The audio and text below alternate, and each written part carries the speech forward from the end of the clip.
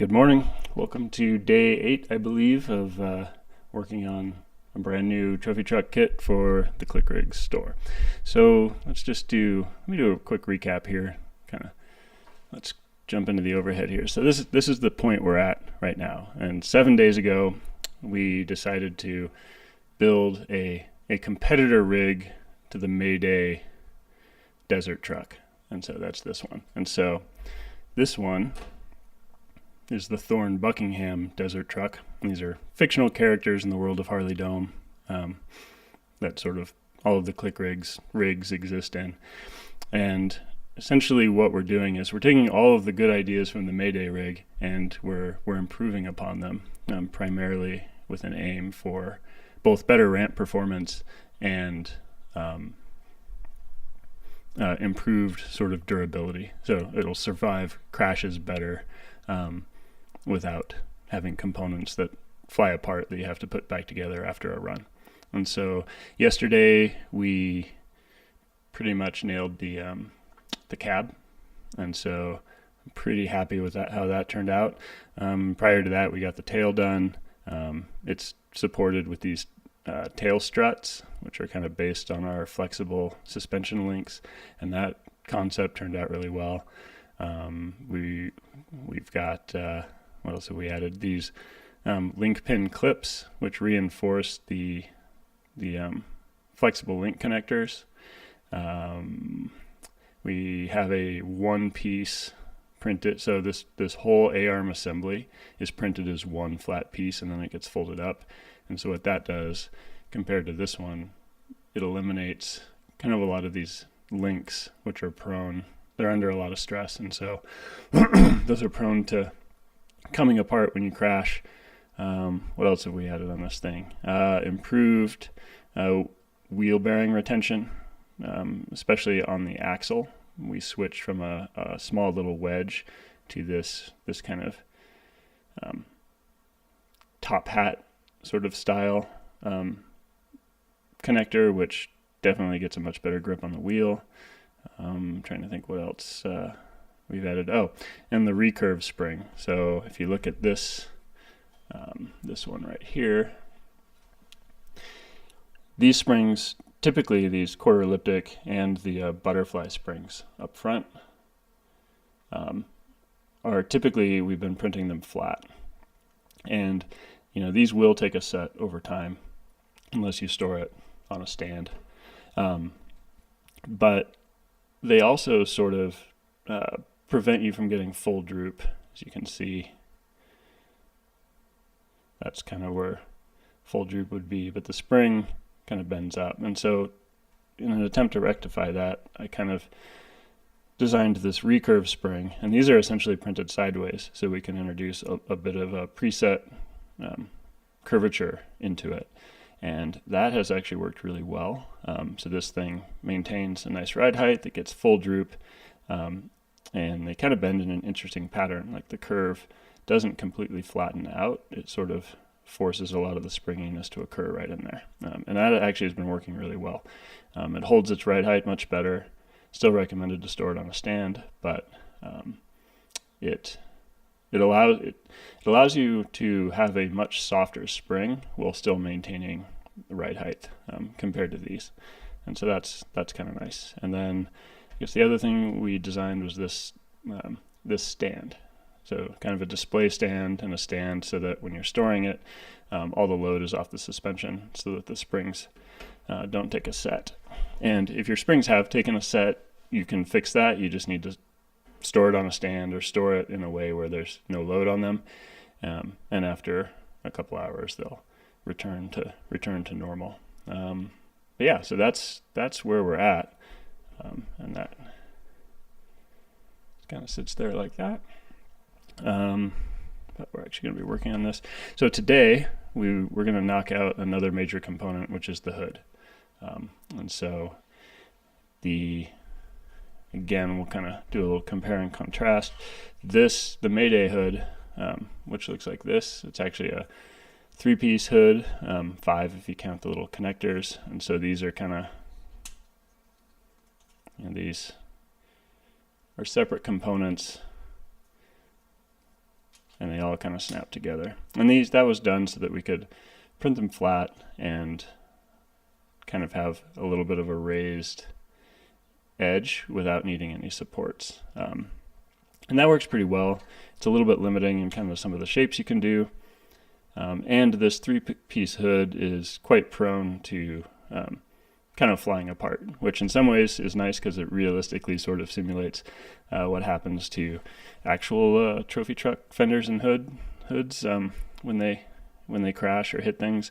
But for some play, it kind of comes off maybe too often, and so we're going to make a new single-piece hood. And one of the, let's see, somewhere I have it.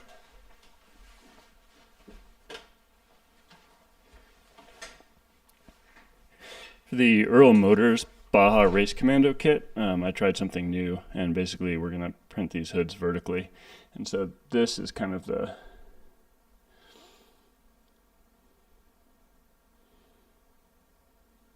hood there. And so I'm going to try that. And then for the snap dot connectors, we went with these square holes because they print better in the vertical orientation, and then the removable snap studs are used to connect it to the rest of the system. And so we're going to try that vertical printing plan so we can kind of get more flare around the wheel. So let's jump into the CAD.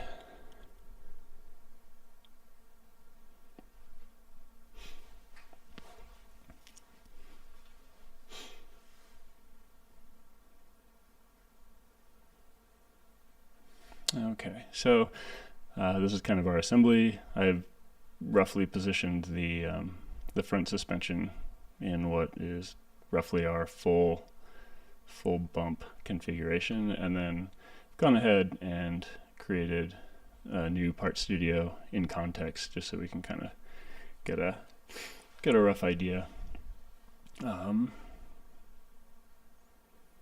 Let's see, so we are going to, let's create a sketch. Just do it off this. And then what I want to do is I'm going to rough out just some of the clearances we're going to need with the hood for this full bump. Just so we have that as a reference. Just going to give ourselves a center line.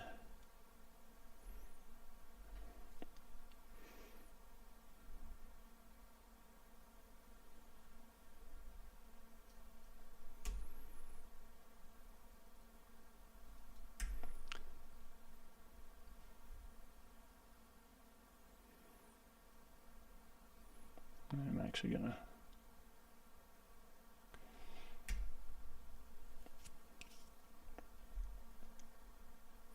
and then I think I want this hood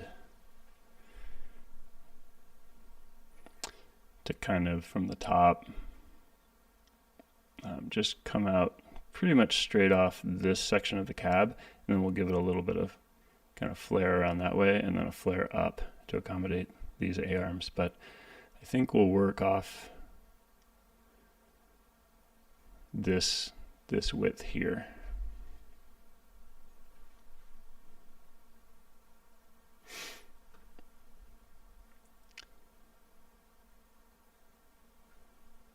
We'll just use those as reference points. I'll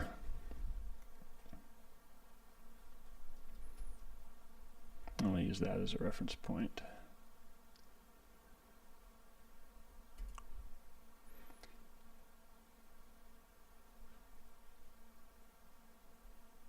I'll just mirror this.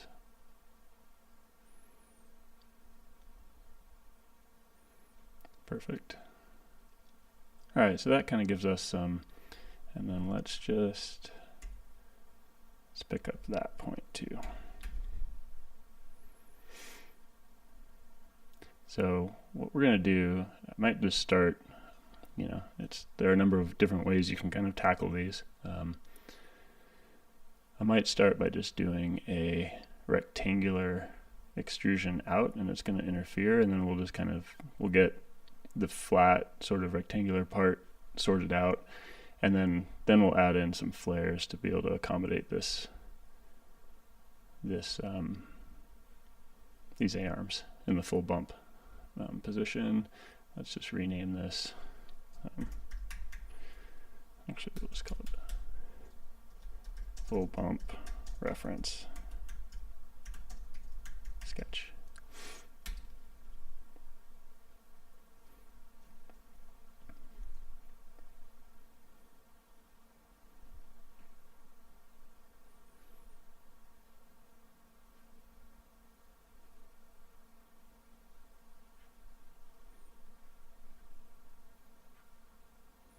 Let's do a new sketch.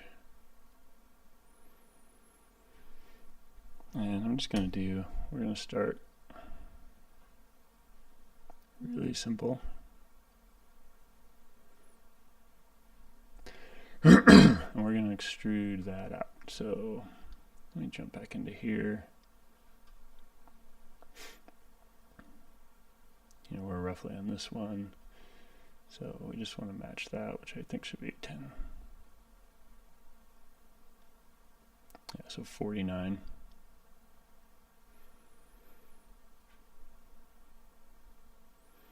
So we're just going to extrude this out 49 millimeters. That looks good. This is going to be that red. And so let's just insert it and go to the assembly. Yep. It's going to be completely ugly. Oh. Let's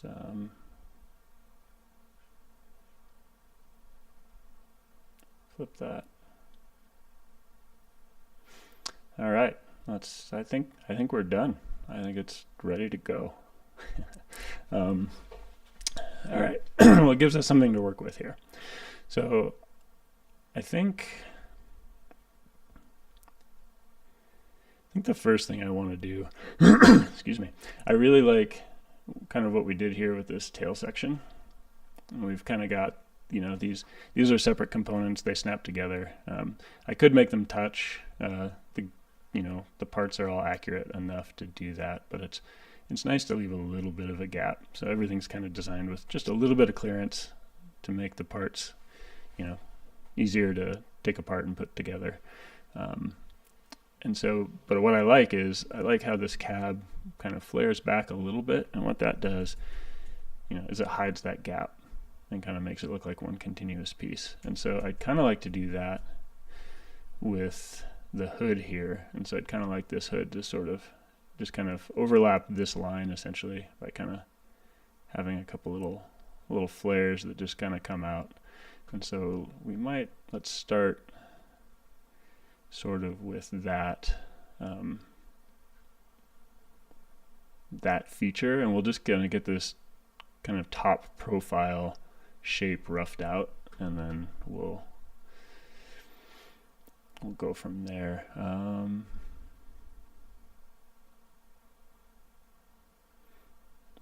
just kind of curious, what's the center distance here?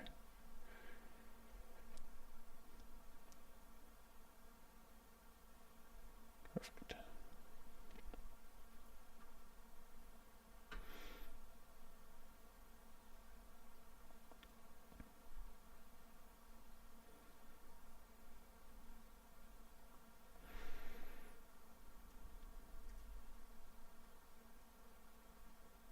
So those are 9.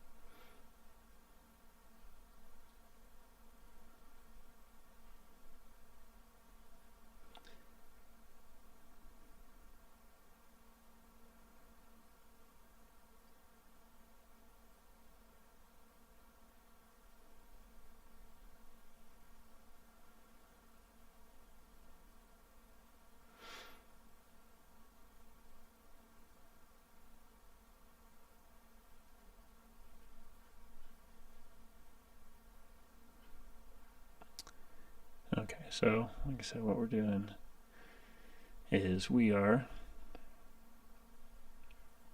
working on this hood. Right now it's just a big rectangular slab, but we're going to kind of match the detail from this tail. We're just going to kind of add some little overlaps to hide this gap when you're looking at it from the side. So that's what we're working on right now.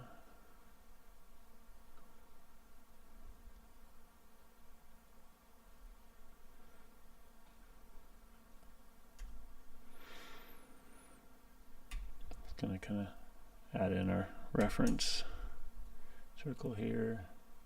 It's tangent.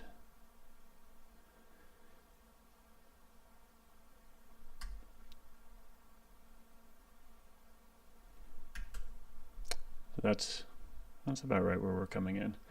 And so I'm just going to do it on half, and then I'm going to mirror. I'm going to mirror everything. So let's see. So that's our line for the other pieces going to come in there. Let's just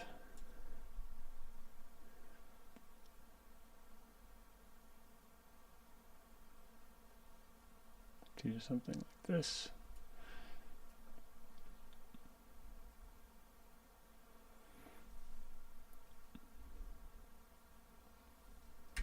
This can actually be super simple. Let's just round that. Not that big.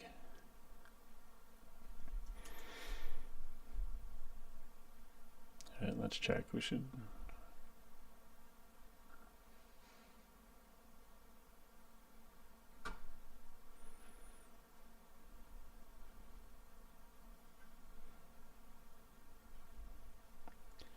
What do we use here? 0.5. Okay.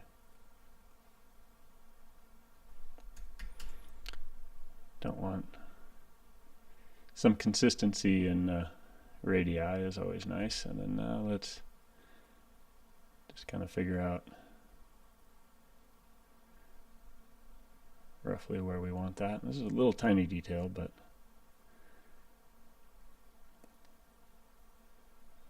and you know, let's kind of make it a little more matchy-matchy. So let's trim this line out. Let's just do a line that way. Temporary. Let's add a fillet. Actually, there's an easier way to do this.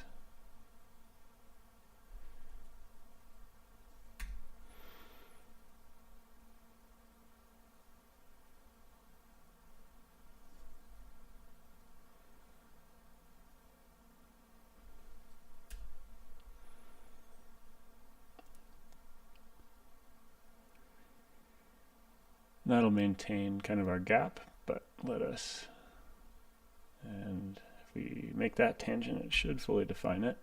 Look at that. I'm just gonna trim that up, delete these lines, and now we can add a line there. My guess is we lost our tangent.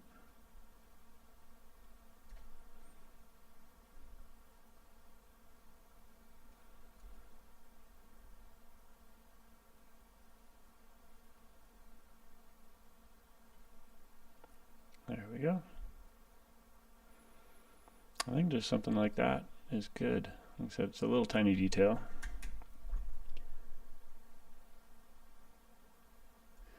But let's just mirror that over.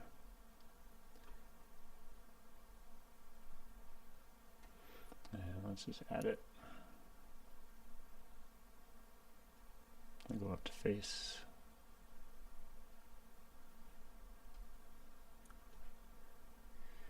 And let's jump back in here, see what that looks like. Yeah, see? Not too shabby. Again, this hood is in very early stages. Yep, that's kind of hidden. We can kind of come in here.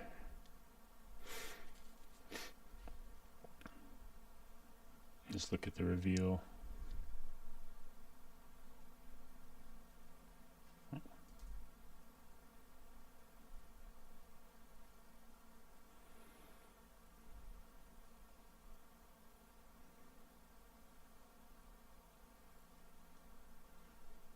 And I think what actually might be kind of interesting is like a chamfer there, almost like it's like an inlet or something, but let's we can add that detail later. Let's figure out the front here.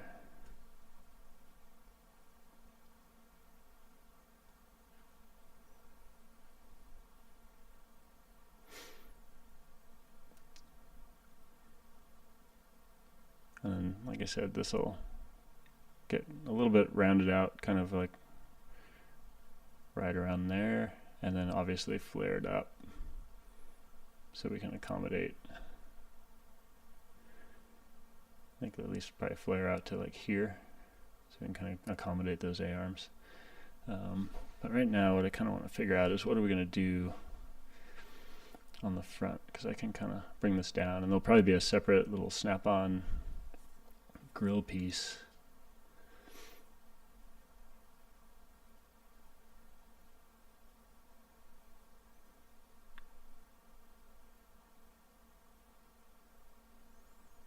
Kind of something right around in there.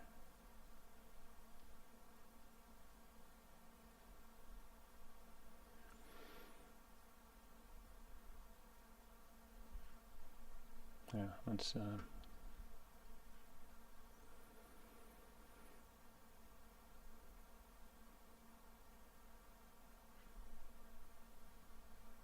just keep playing with shapes.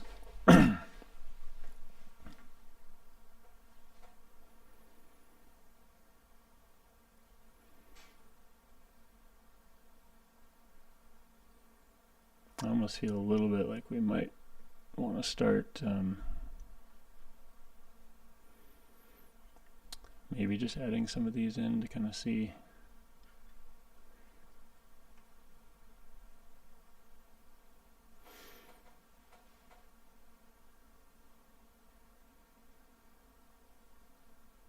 This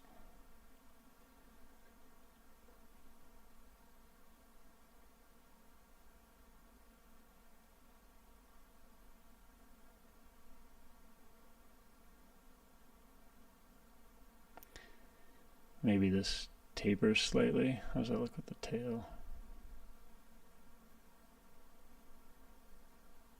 We maybe match one of these narrow widths here, either the ribs or the overall width. What's this? Let's actually match that.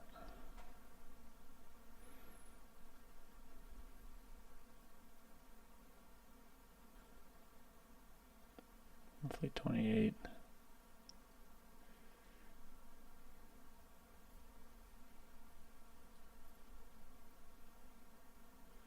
$30.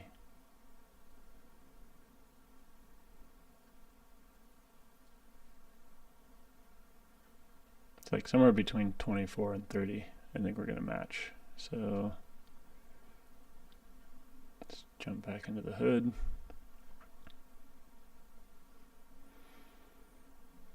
Let's see, can we do that in the, no, we're going to have to do, we'll just keep kind of hacking this up.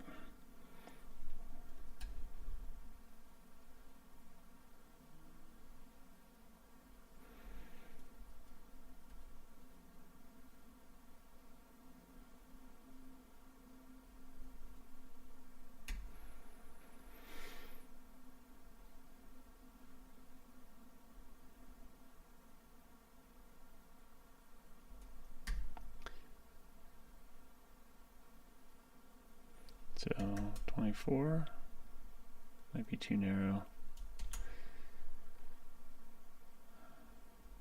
And then we can just kind of play with. Maybe we'll just do a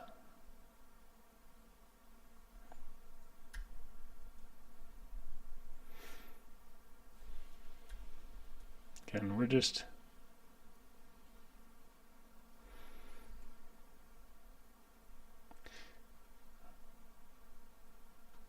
so let's kind of cut that out and see what happens. We're just hacking away, sort of like we started with the cab. We're just creating some crude shapes, and we're just roughing everything out. Obviously that doesn't look great, but let's kind of get a rough idea and context. So this is sort of a, a little bit of a truggy design. It's a single seat trophy truck, but with without rear fenders. So it's actually not too bad.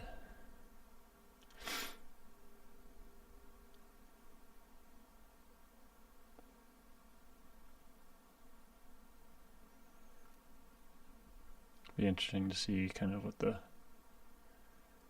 flare looks like. Let's try some other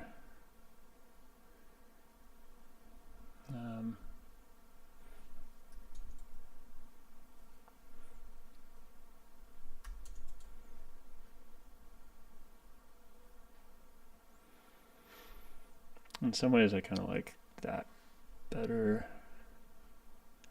Let's add so the ClickRigs system is based off this grid, and so kind of all of these radii around all of the components are both just part of the aesthetic, but also they're based on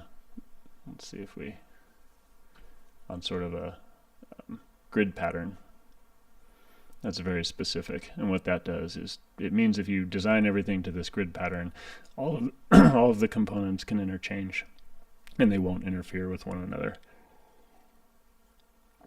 So that's why all of these components are kind of designed around these sort of rounded edges. So I think what we'll do is we'll throw those on here just to keep it matching. We'll just fill it that. And that is 9 millimeters in diameter. So that kind of gets us cool. So it's starting to become something I like. We're not there yet, but I do really like the little gap hider, a little bit of taper in instead of square. I like it being a little wider than this section. But obviously if we go as wide as here, it'll just be square again. So we can refine that as we go, especially as we add more of the features and the flares into it. And I also think too, one of the things we're going to do is the flare part I think will come out parallel to the edge, so it'll kind of kick out a little bit. So it's almost like we got a little bit of a nose in the hood and a little bit of fender definition. But yeah, we'll just keep playing with that. So I kind of think I want to add a bump out for the flares now, just to kind of get a sense. I don't know exactly how we'll do them, but can I edit that in context again? Yes.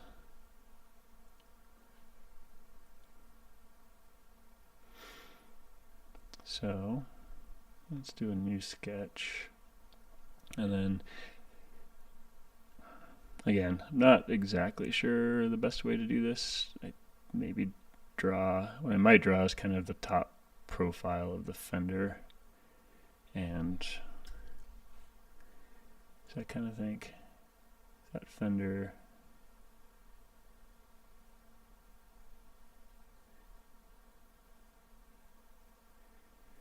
maybe something like that.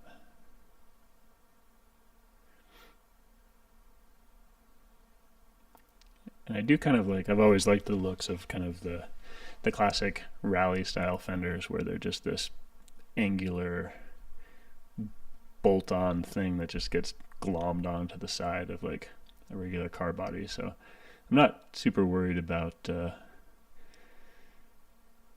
any crazy curvature on this, or like how the light flows over it. This is it's a race car hood and fender set. So let's see. I don't want to set it there, but let's just make that parallel. And I might even kick it out a little bit, but for now we'll just keep it kind of all in line. Let's just mirror this for now.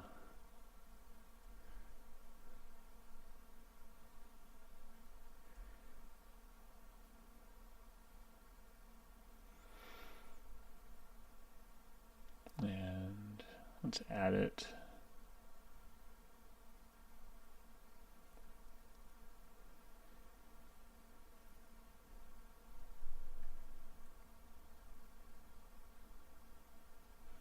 I'm just going to go up to this face.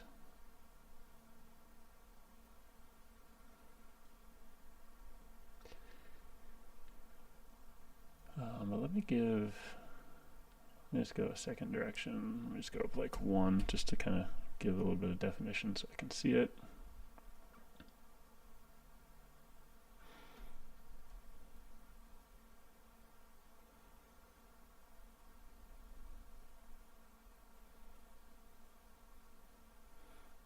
Again, super rough. We're not. The other thing, actually, let me go back and edit this in context. I kind of need to draw in here. Let's just do a reference. Let's name this. I remember.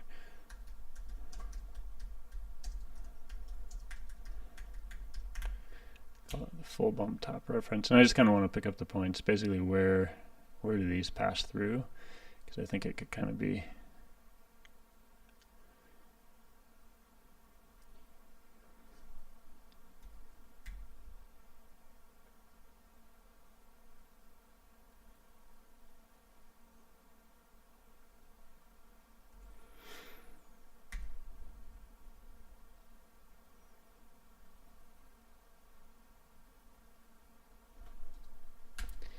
Again, just getting a rough sense of where because the flare needs to start a little bit inboard of that, so that as we kind of hollow out underneath, we have clearance for this A-arm.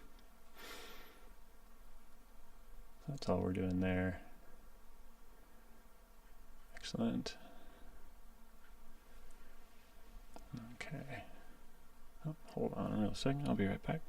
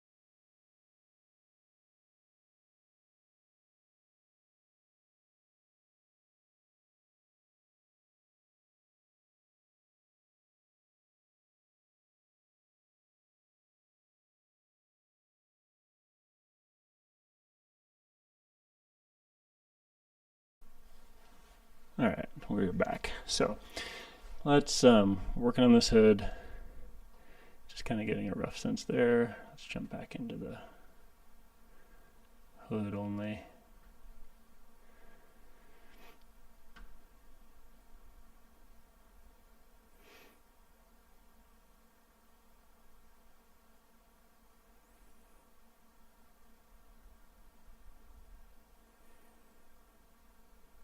And we're just kind of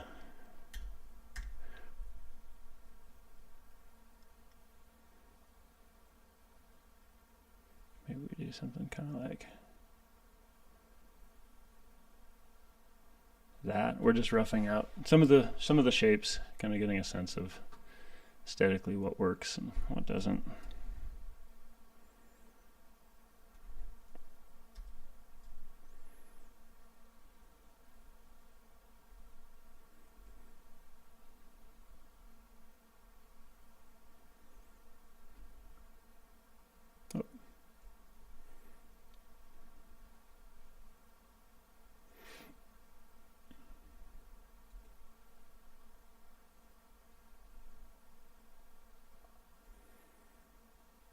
Let's kind of try that for now. Let's go ahead and add that.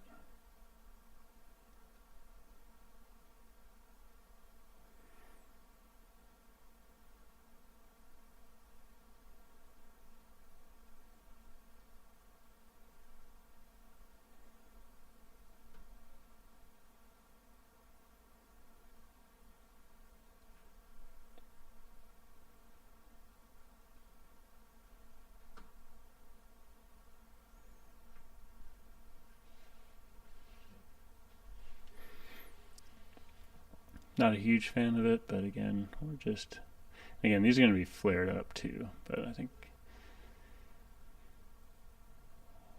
we need to just continue that in a little more.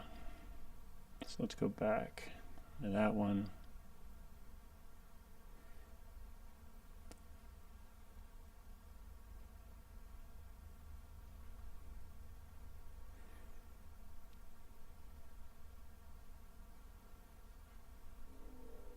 I don't think this is going to look good, but I just kind of want to.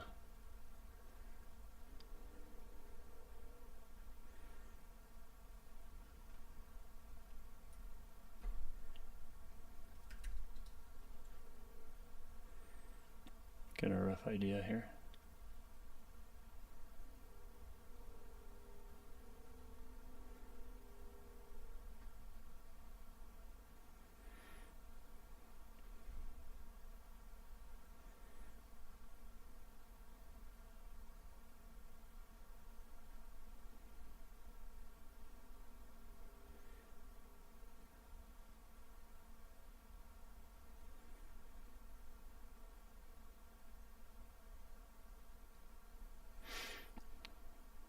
Okay, so let's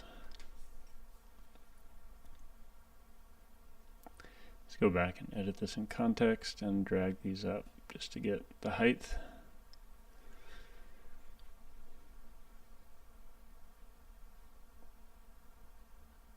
Oh.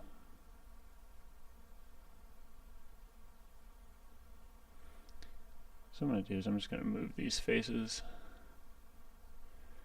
so I can drag it around.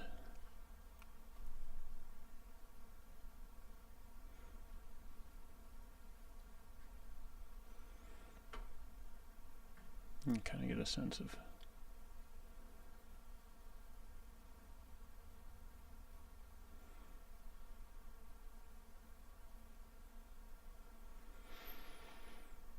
maybe there.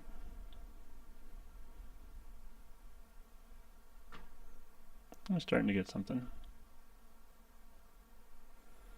And then let's play around with some draft. Call that the neutral plane.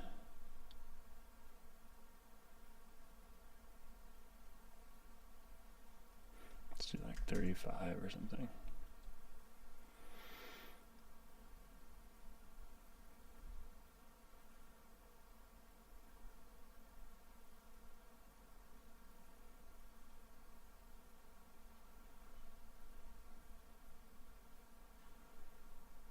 Let's try some extremes.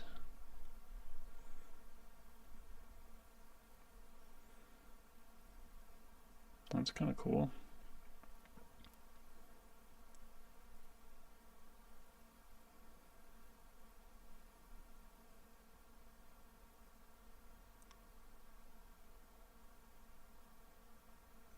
Let's just start with that. Adds a bunch of ugly stuff here, but we'll trim that up. And let's add some draft that way. Let's call that the neutral plane. Let's do 25. Let's reverse that. Oh, too much.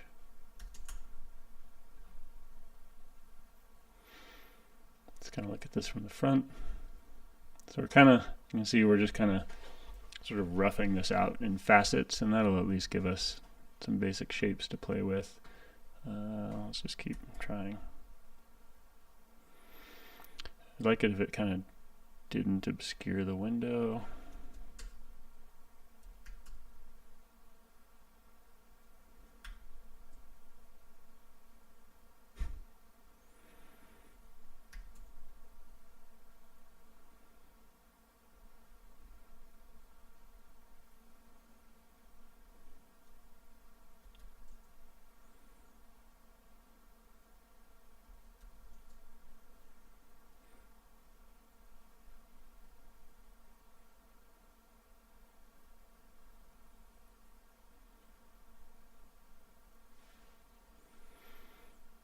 What does that look like?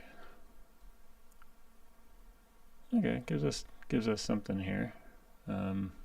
These need to go away, of course, but I wonder what happens sometimes this.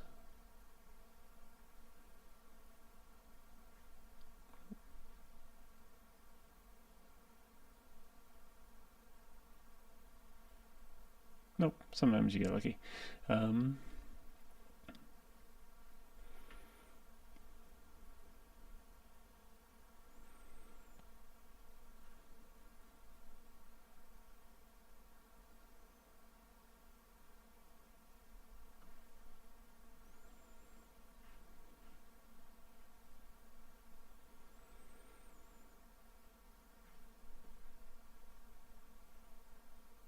Let's just do another draft real quick. Once we kind of get closer to what we're doing, I'll just model one half of this hood, and then we will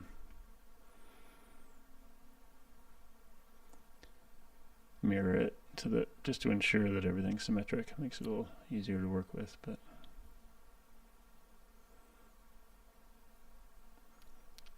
and just for fun, these aren't all going to be quite so angular. Let's kind of round some stuff out, see what we think of that. Let's make these big, maybe.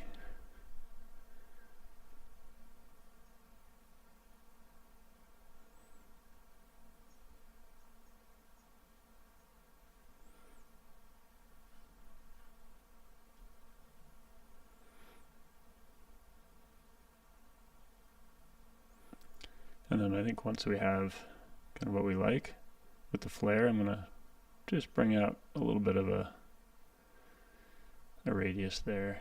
I'll go ahead and just trim up all these little wonky pieces.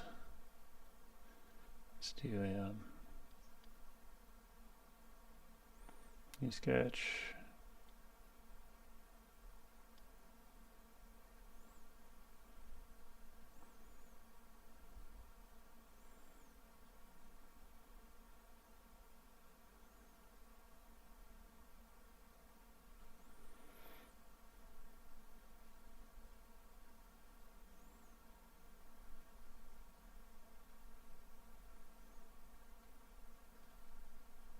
Super dirty. That's okay.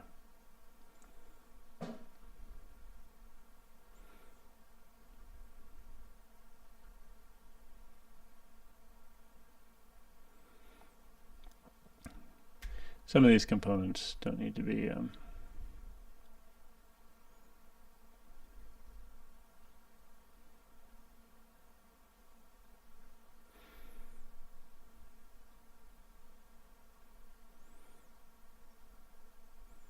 very parametric because we're not building anything else off them. If we were, though, kind of like the strut generator or the component generators, you know, those are built very cleanly.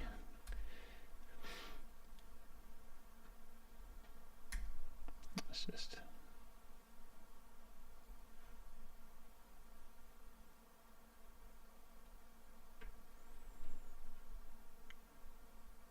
might work.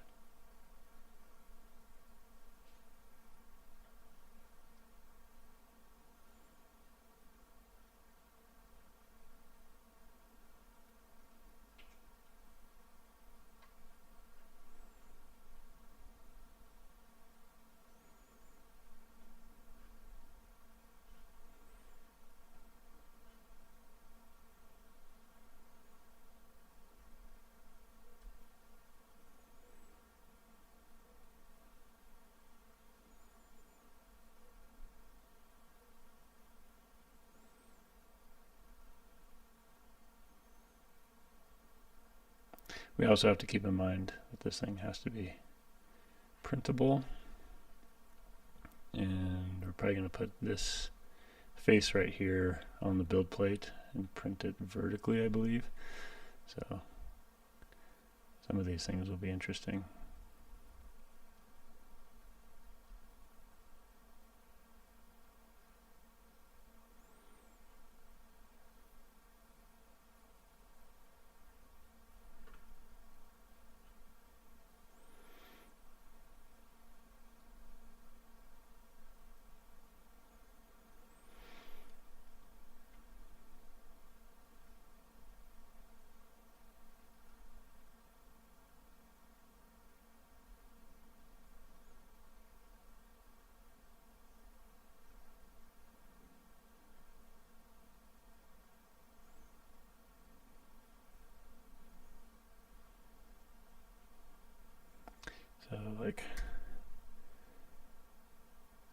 this.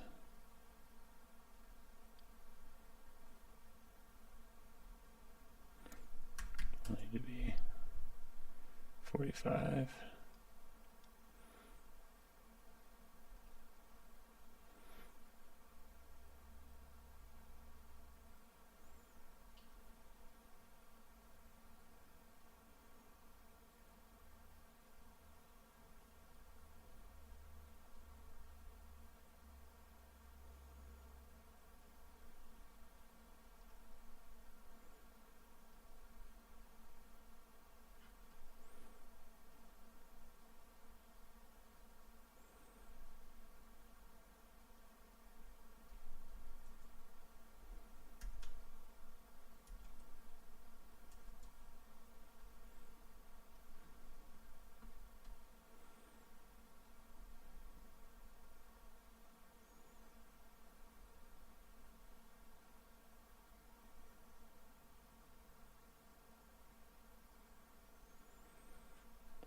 Let's just do this for right now. Kind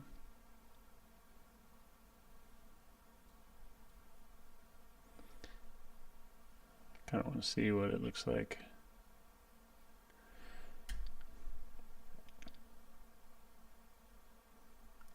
Probably not going to like an arc, but you never know.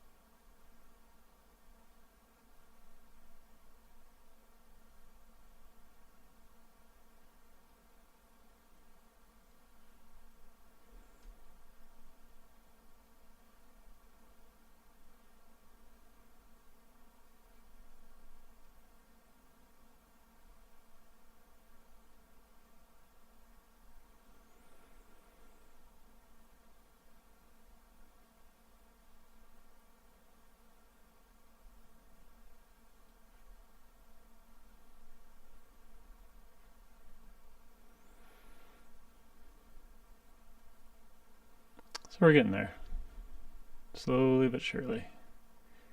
So like I said, we're this is full bump position. Kind of roughly right in there. And so once we get the top shape that we like, we'll hollow out underneath. You know, a bunch of ugly stuff, but generally speaking, I actually kind of like the arc there instead of a angular, because we've got a lot of angularity, but we also have all these sort of ClickRigs radii, so we need some curvature in there. We need to figure out what to do with this kind of zone. It'd be nice to, I don't know if we want to retain that for a little bit of continuity there and just try to bring that in, maybe tangent. That could be kind of interesting.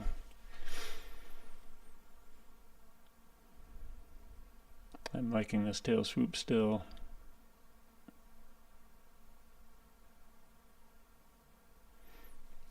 So let's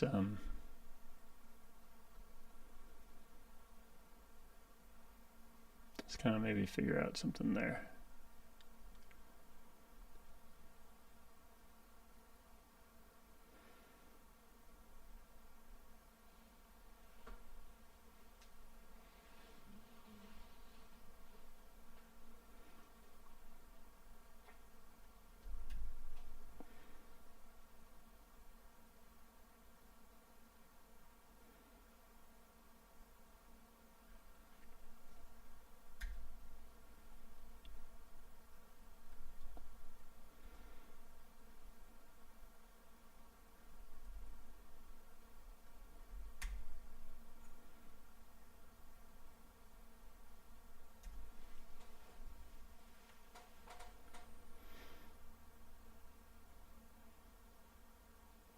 Doesn't change it much, but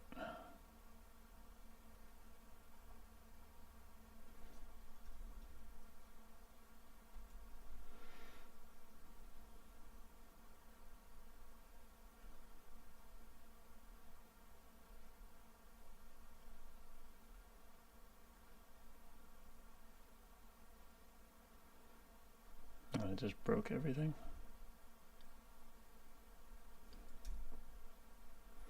Again, we're not modeling this very cleanly.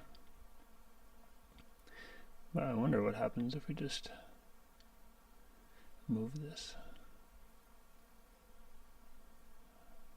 Doesn't like it. Lets us cut it, but it's not letting us add. Well, we could extrude probably.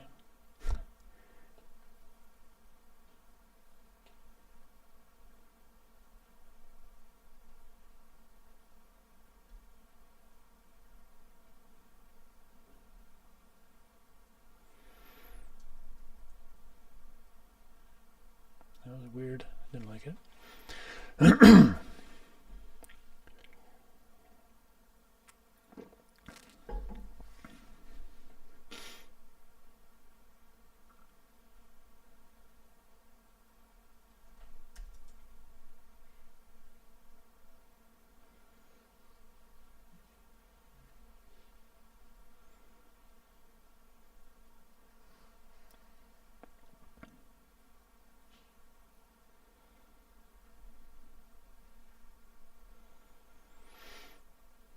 Suppose we could just see what it looks like if we get rid of them.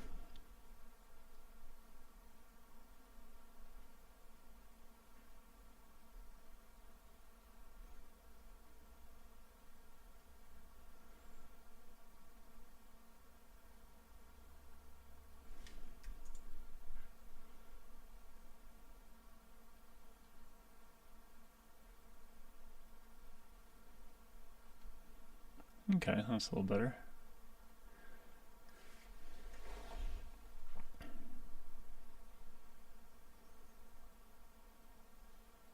Starting to kind of like it.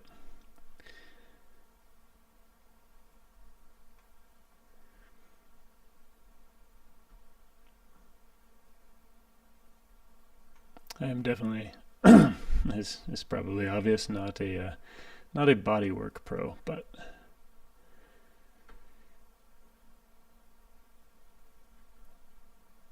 definitely more of a mechanical component kind of guy. But the bodywork is fun.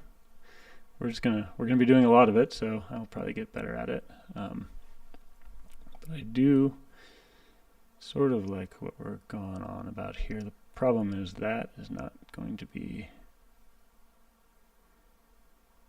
a happy. It's not going to make the printer happy.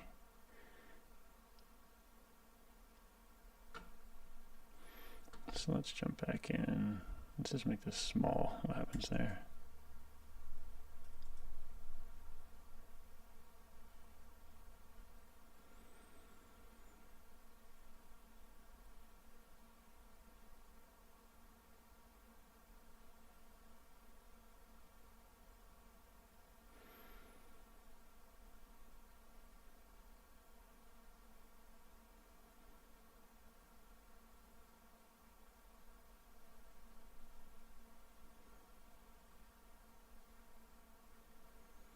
And I'm also curious, let's see,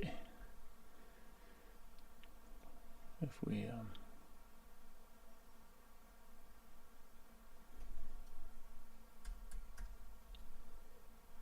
that works.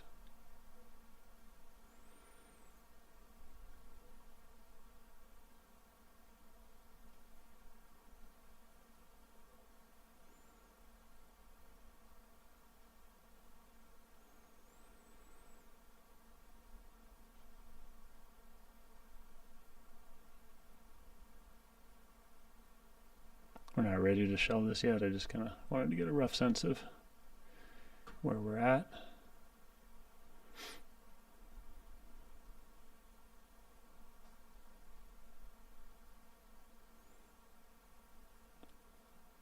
Obviously then we'd blow out that side too.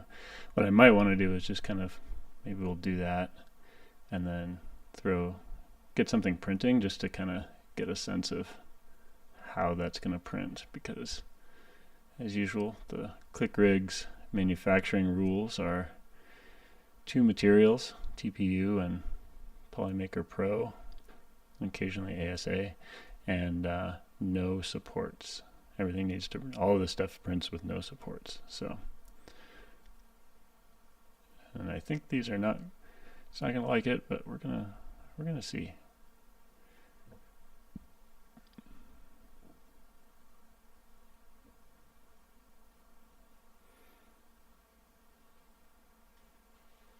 So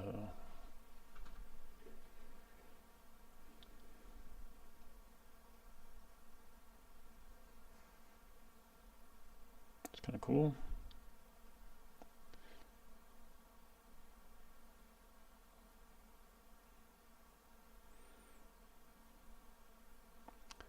And I guess this will not work, but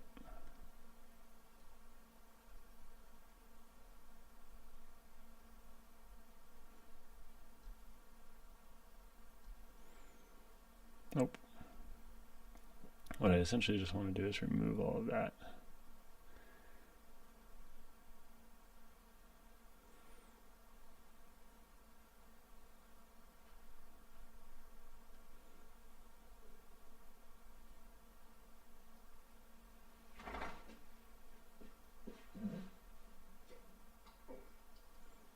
Gross, but we're doing it.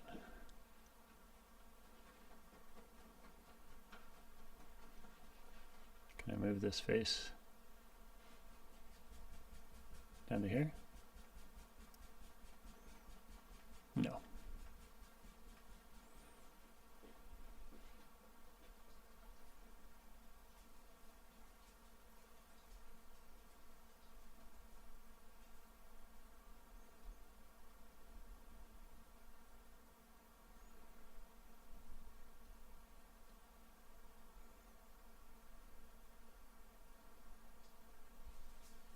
Let's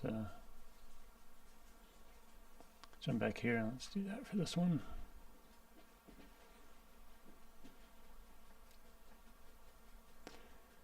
I do apologize for making such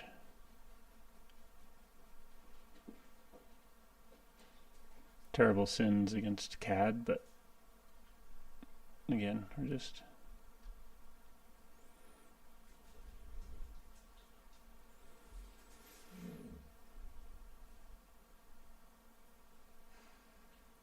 pretty close. I don't know what happened there though, so let's go fix that.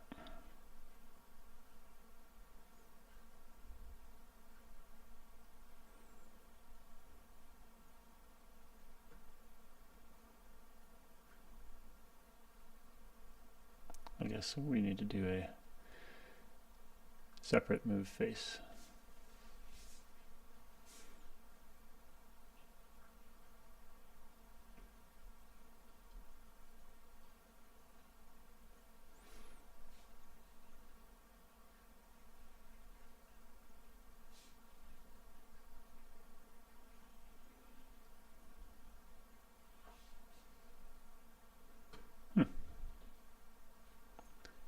Very strange.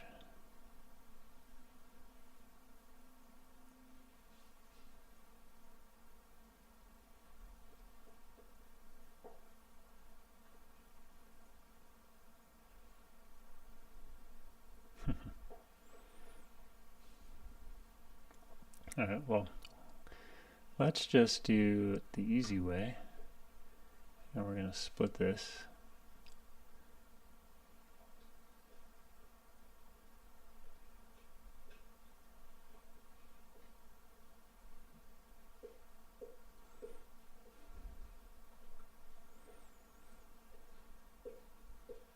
And we're just going to mirror up. Nope, mirror it.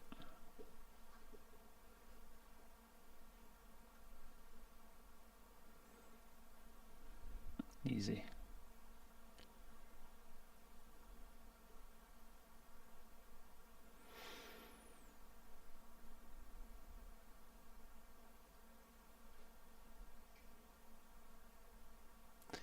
However,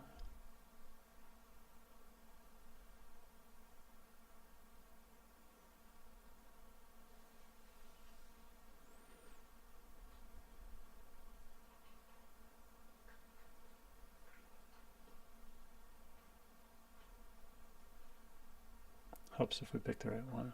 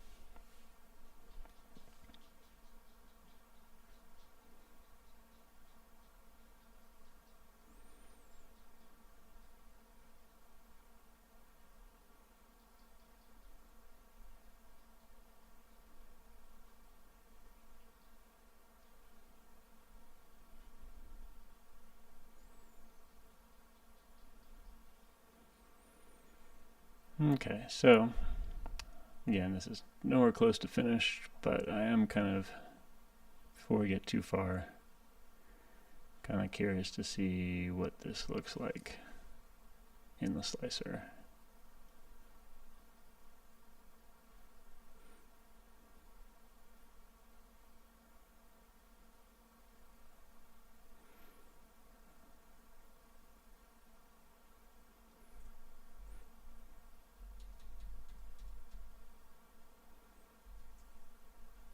So let's jump into there.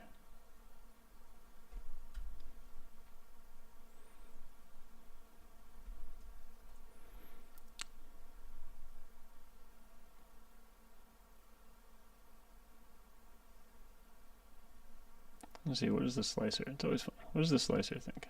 The slicer wants to do it this way. Fascinating.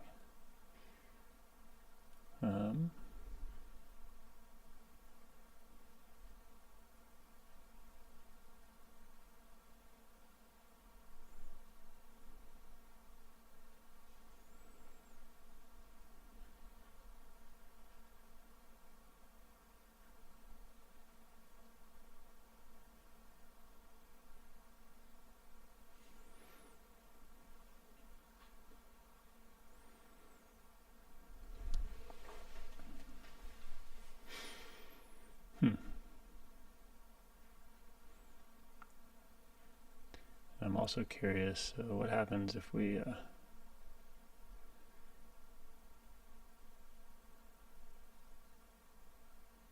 slice it that way?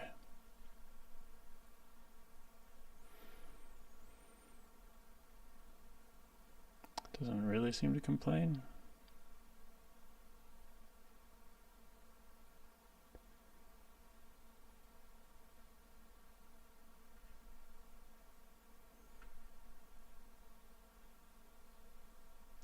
So it's not going to like that though. Although, yeah. So we'd have to fill in there. Let me throw some of the square snap dot connectors into it, and then we'll just print it in the what the slicer's preferred orientation is, and we'll just get that going while we kind of keep working on it, just to see.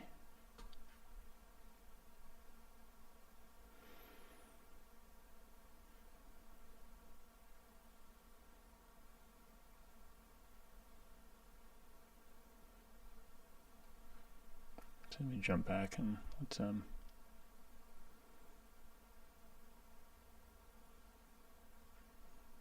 edit this in context.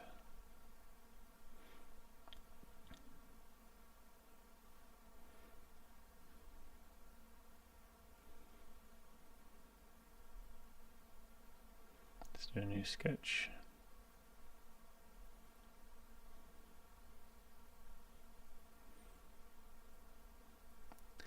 I just want to make sure we're referenced.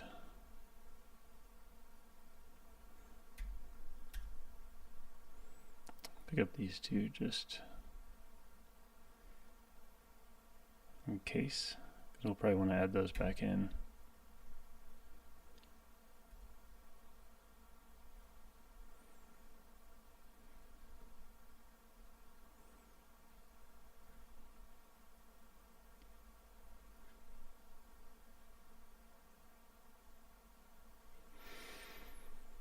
And let's see, so I think pretty sure it chose. Let's go see what it shows. So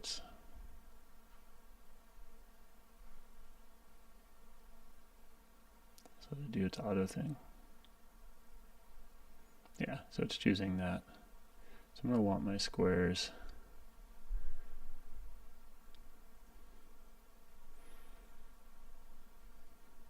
relative to that, which would be interesting. So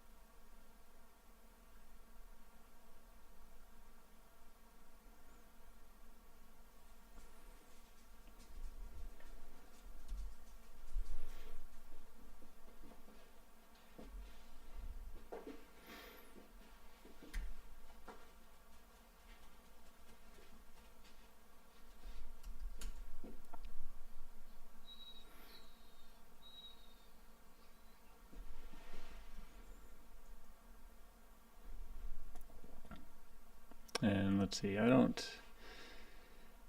remember. Let's go to the model catalog and get a dimension. So the Earl Motors hood, those squares worked out well. I just don't remember off the top of my head what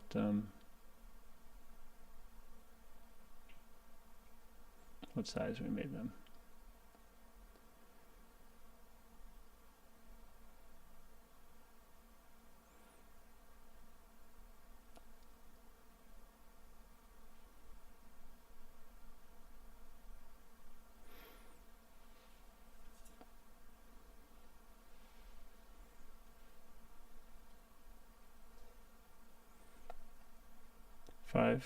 .33. And these squares are designed to reference or to have a snap stud popped into them, and that looks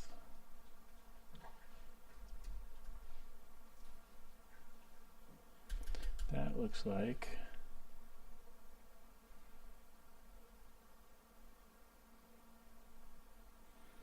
that. So this part right here snaps into that square and then gives you a snap.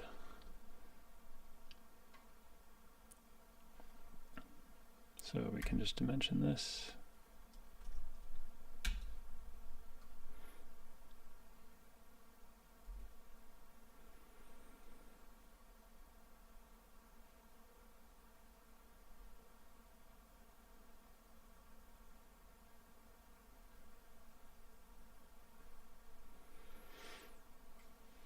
And then we'll remove it. I don't remember what the depth was. I'm going to double check that here real quick.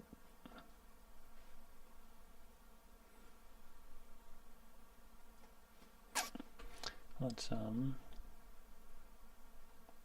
think I can do this. Oh, that was right. Let's go see what the depth of the hood was.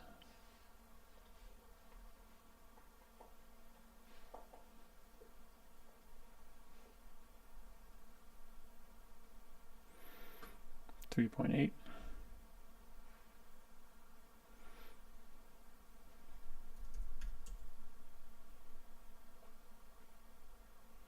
Let's make sure we've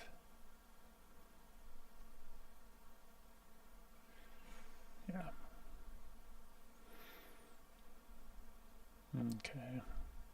Let me just hide this sketch, and then let's just do a quick pattern. It's going to be a feature pattern. I'm going to do this extrude. In that direction, 10mm spacing.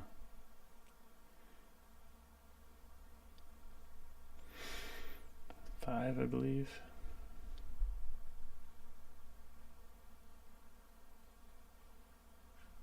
Excellent. Let's extrude this, or export this. And we'll get it printing and see how terribly it fails. I'm sure there's going to be a lot of stuff we're going to have to modify, but let's jump into the slicer.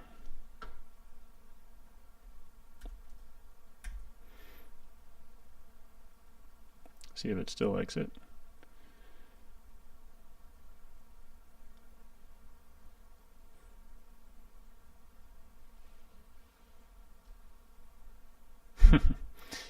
Crazy. Although, is that why?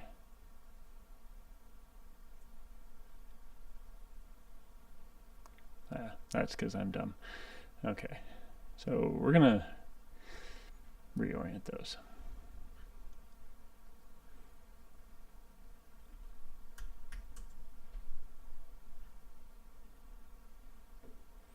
And so now, if we orient it like that, these are angled, not flat. Because I really wanted to print it off this until we added those, but I didn't orient them correctly. But now they're oriented correctly.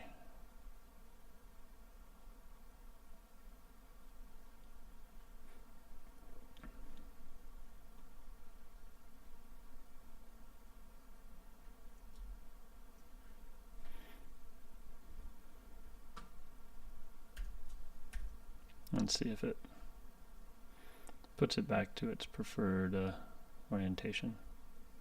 Yep.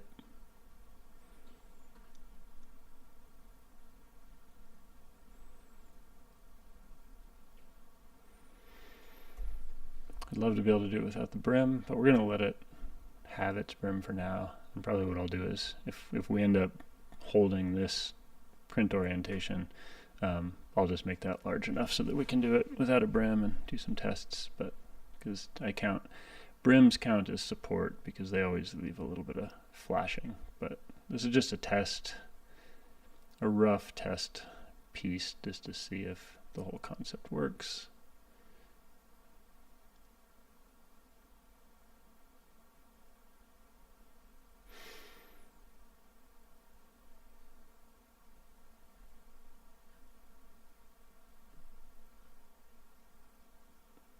I don't think I have anything on the build plate.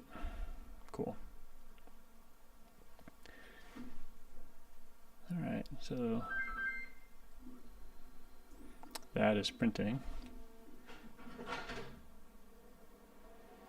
Again, this is all very crude, but I'm generally liking this outer profile. I think that is coming along. What's it look like from the front?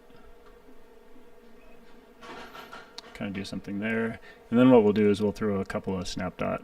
When we finally get the hood wrapped up, we'll throw some snap dot connectors in here, and then do some kind of like grill front end that can be printed separately and snapped on, similar to how I did this one. So it's two components, and it just has snap dot connectors there. A separate grill, and then little separate headlights that are these little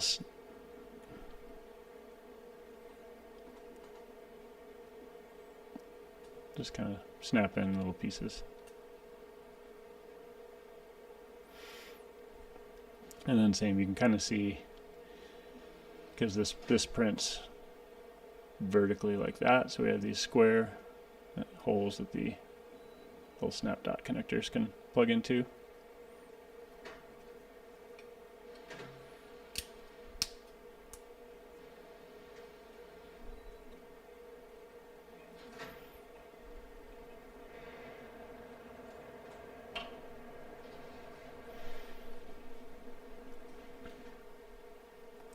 So that's where we're at right now. Let me see, how long is that going to take us to print? A little bit, hour and 43 minutes. We're just gonna, I think maybe we'll work on this a little bit more. And I can kind of watch it as it goes and see if we run into any major snags, but just kind of want to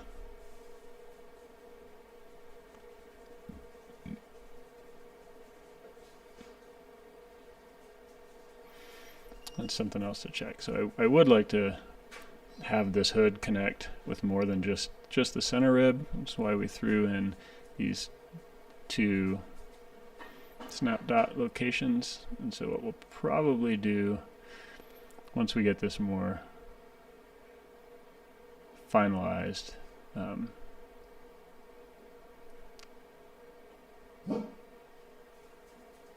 show that sketch, is throw some geometry out here so we can pick those up, because we don't need the clearance in this area. This does look kind of cool, but we'll just add probably a couple little bump outs or maybe even something. And this might be where we can kind of help with kind of some of this, like this overhang here, that is not probably going to be very happy printing. So yeah. But for now, we'll see where that prints. I'm trying to think what other little things that we want to add.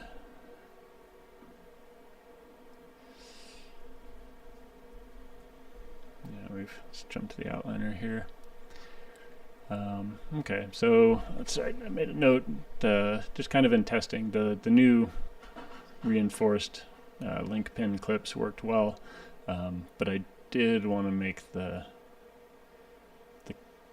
sort of the connector on the triangle link a little bit bigger, because it's not quite big enough and it sort of gets pushed down into the snap dot hole. And then let's see the triangle with the cab tail X cap. So we could probably work on some of that too. So maybe let's just jump in and handle a couple of these real quick. So let's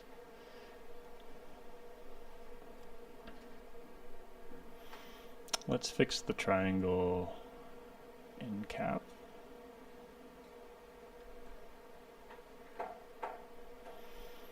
I think that's in here. Let me turn on the rope, bud.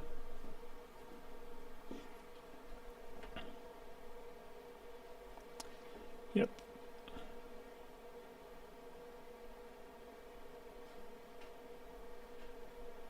So I'll show you what I'm talking about here. Essentially, this right here, that doesn't need to be that thin, and what it does is it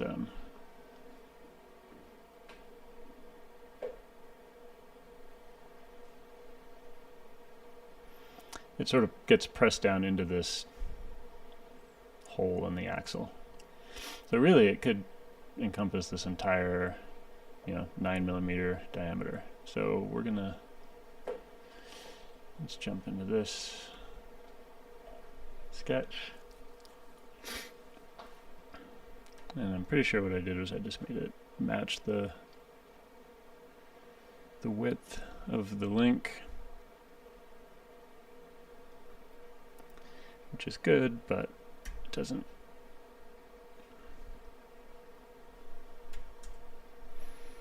And there's no reason not to do that, essentially.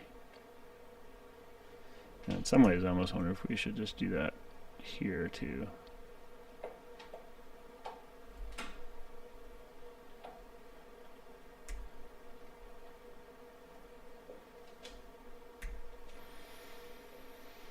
I wonder if the sketch will pick that up, or if we'll have to.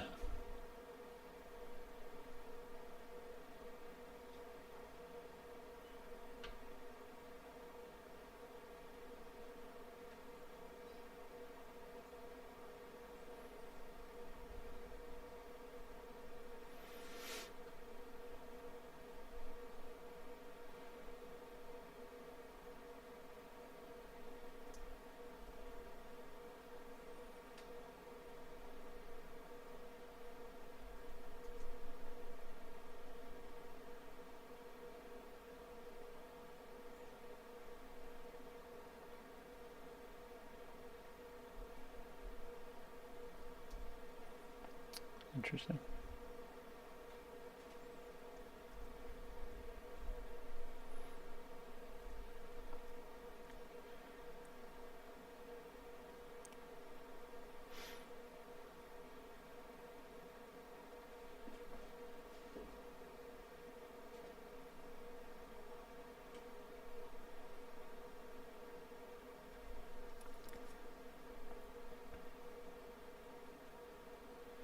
So probably the easiest way to do that, again, because we didn't model this really with the intent of making lots of changes, we're just going to add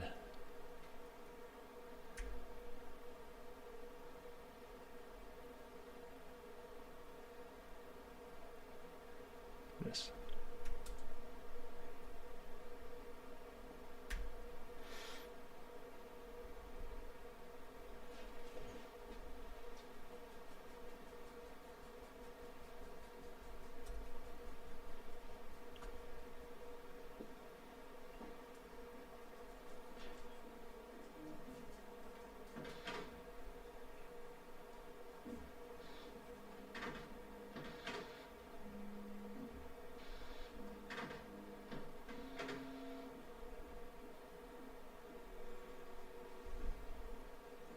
Easy peasy. Let's just fill up these a little bit. Doesn't have to be huge.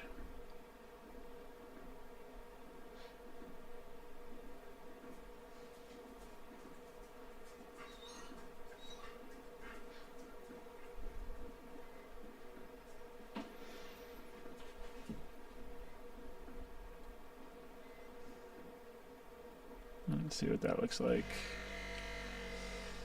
Let's open this in a new tab.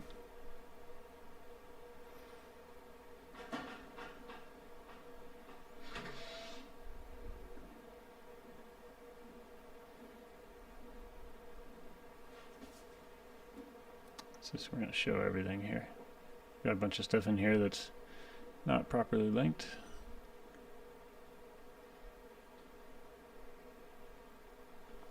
We're going to rebuild this assembly because we got all kinds of wonky action going on here.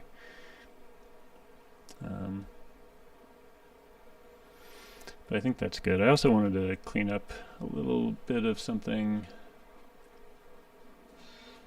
That's good, but if you look at the top, you know, the line of pivot is actually like that.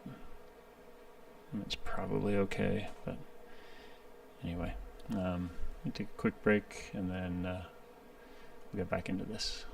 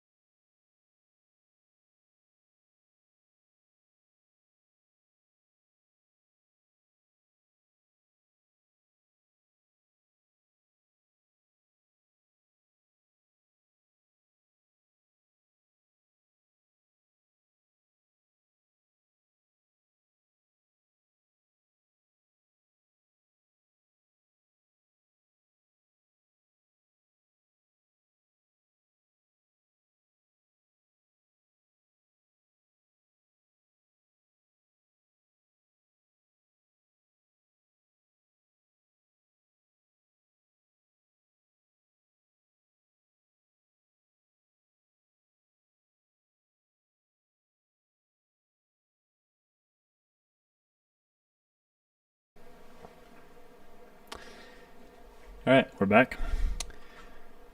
So we're just adding a little more bearing area to these.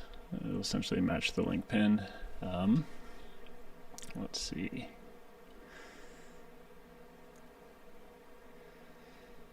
I think that's good. Let's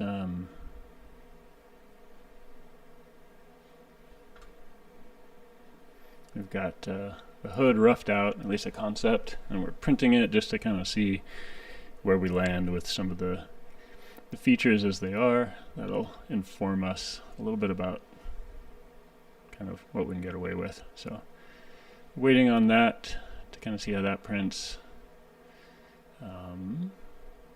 Let's see, let's check this off. And let's work on the cab tail X cap. Now, that'll be a pretty quick one, I think.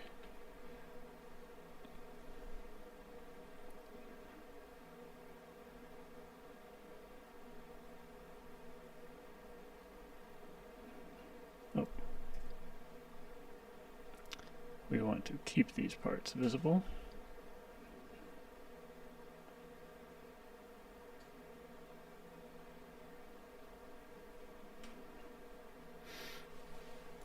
And so the cab tail X cap is essentially just a little piece that will snap, kind of bridge these two pieces, just to sort of reinforce this connection and then kind of give the top a little bit more detail. You know, my first thought was that we kind of pick up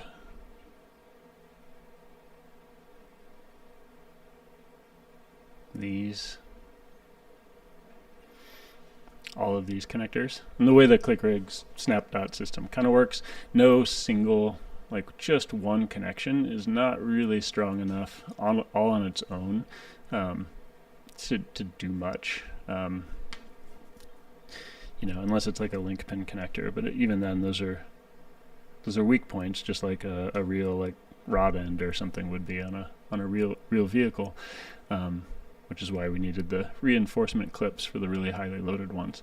And so the idea is that when you build stuff with these or like combine parts to make new rigs, you kind of have to think structurally, kind of about how all the loads go through the system, because you can't just, you know, have one snap connection just be so robust that it's super strong. But if you use a few of them, or if you spread them out and kind of triangulate all your loads, you can build some you know, really robust designs. And so part of the system is sort of meant to teach you and to reward thinking about all your load paths and sort of designing your rigs in a way that those load paths are good and kind of distributed and shared. You know, and with this tail, for functional reasons, we've got this huge cantilevered load that all comes into this, which is one reason we added these strut braces, to bring some of that load down into the chassis. And so now we've created a nice big triangle, and the bigger we make that triangle, the better. But because these struts are based off of flexible links, we need to make sure that the three sides of the triangle, you know, are strong all the way around. And so that leaves us with this connection here. And, you know, we've got 3 here. We've only got 2 here. It's workable, but it you know, after lots of impacts, it will start to kind of, this starts to loosen up over time, you know, and it's slow, but there's no reason not to just kind of create a nice cap that then kind of sandwiches that whole thing. And anytime you can sandwich stuff and split it into different layers, you end up with a much stronger connection. And that'll be way stronger than if we had just like brought this farther forward and picked up another point on the cab. I wanted to keep more of these open for other things, both aesthetically and just to make it a more fun component to play with or to mix in with other bits. And so instead of just kind of going the simple way and just making this come in and pick up like 2 more connectors even all the way out. We're going to pick up 2, but then we're going to like tie it in with sort of like a cap that will brace that. I also think just visually that will look more interesting. And so the question is, we can't really, so we could pick these up and kind of do, pretty sure we could sneak that in there and out to there. So that's another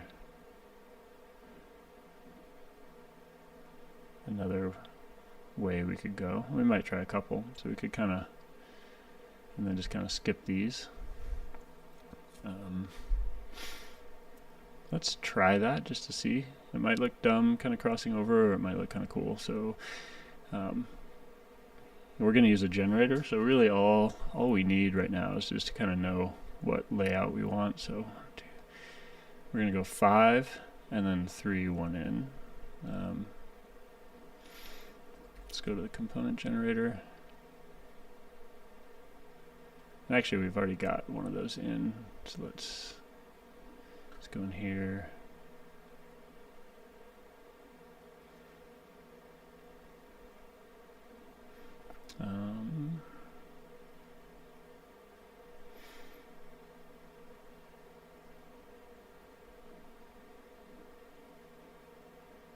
I'll probably just use this one. So let's just duplicate this studio.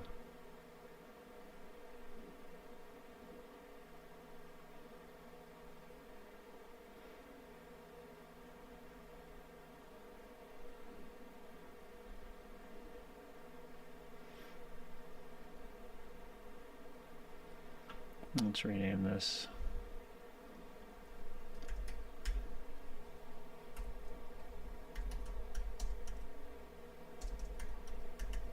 Cab tail X brace.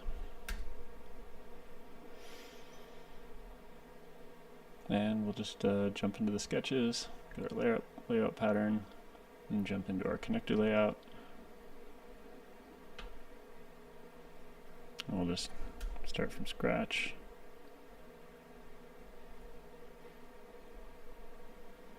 So we wanted, I believe, 5 and 3.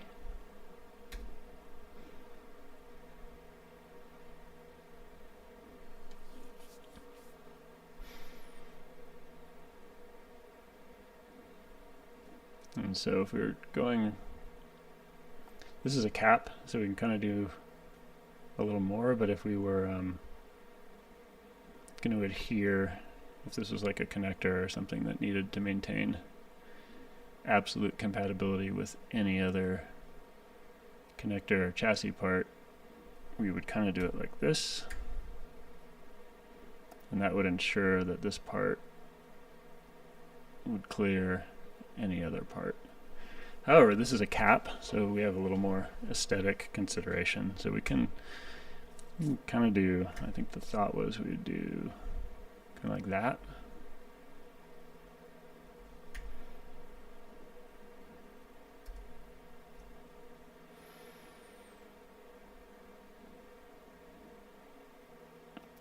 Which could be kind of interesting.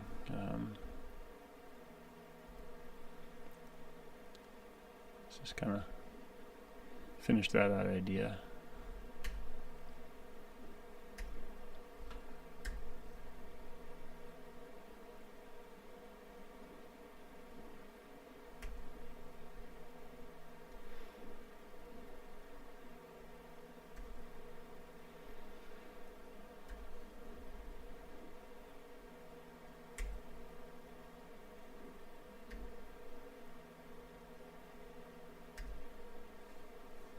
It's like a coffin, but what we'll do is we'll cut kind of sections out to kind of make it look like a fabricated piece or something. Let's start there. Let's just see what we get. Turn our layout off.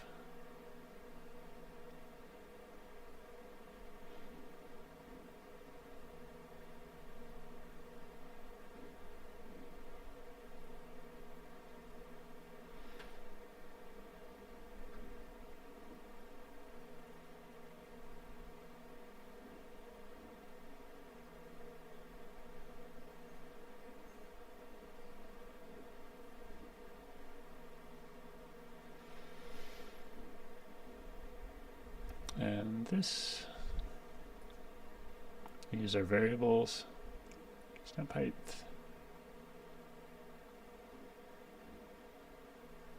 I'm just getting a draft.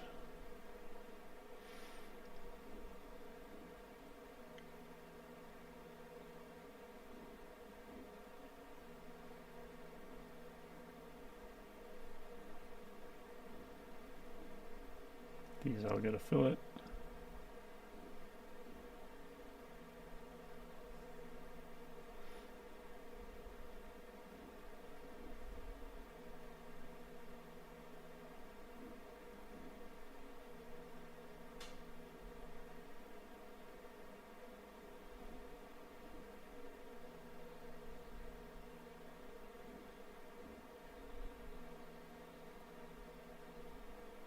Curious. Might not like that. We might have to trim that up. Yeah.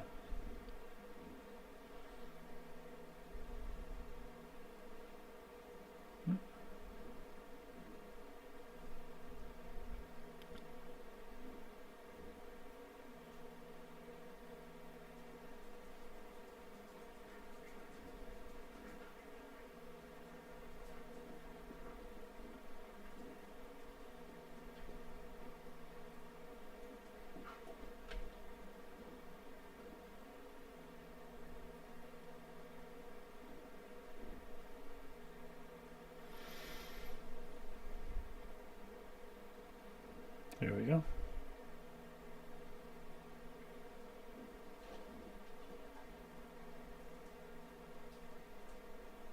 It's just a little peel flange.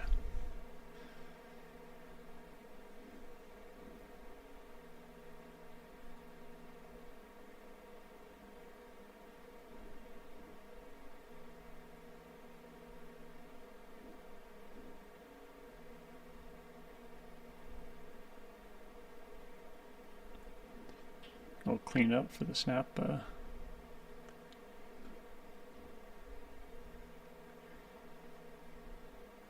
Okay, it's it'll need some aesthetic stuff, but let's go ahead. Let me rename this, and we'll just pop it into the assembly just to kind of see how that looks.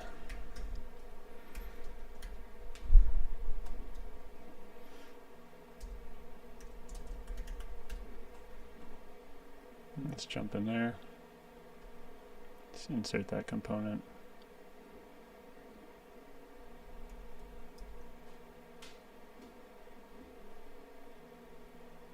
Looks kind of like a coffin right now, but once we cut it up so it looks kind of more tubular, it might work. I just want to see if it clears. Oh.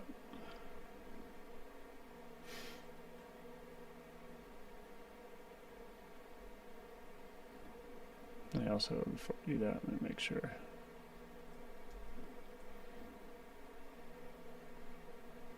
It's going to fix everything in place.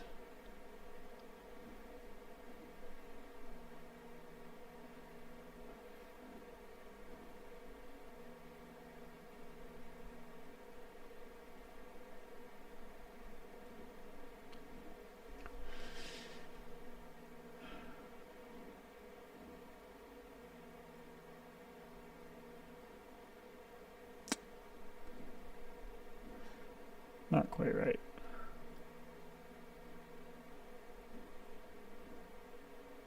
It's better. Yeah, it's not gonna. I don't like it.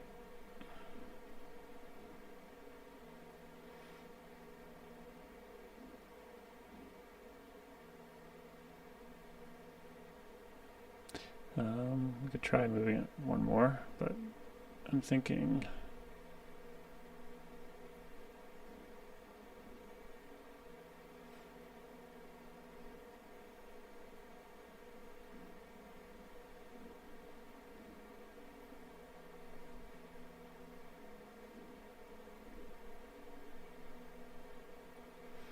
Yeah, not my cup of tea.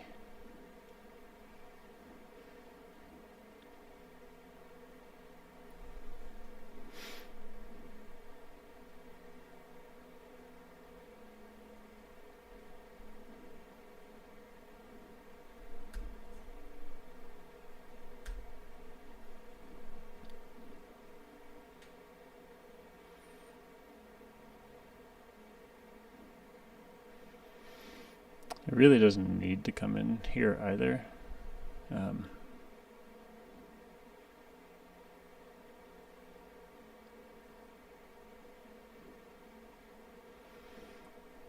We could just keep with the aesthetics, and maybe we could pick up these 4, and then maybe that one.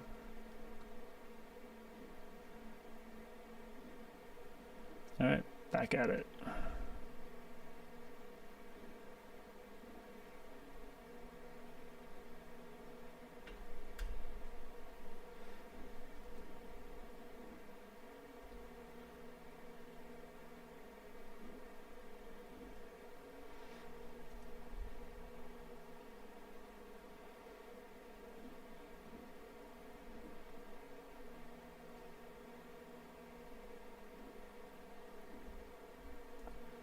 Maybe those.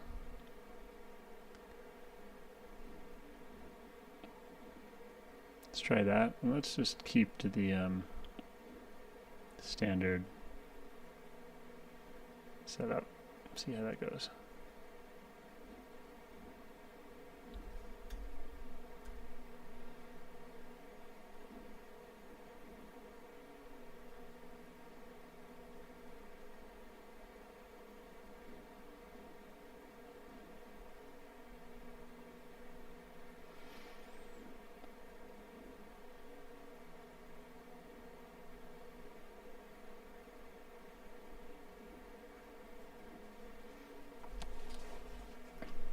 If anybody out there knows on shapes,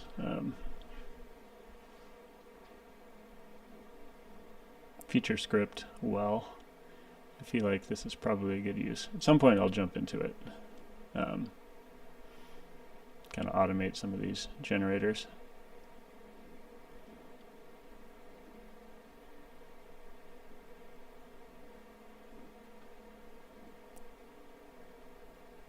For now, this is better than remodeling everything from scratch, but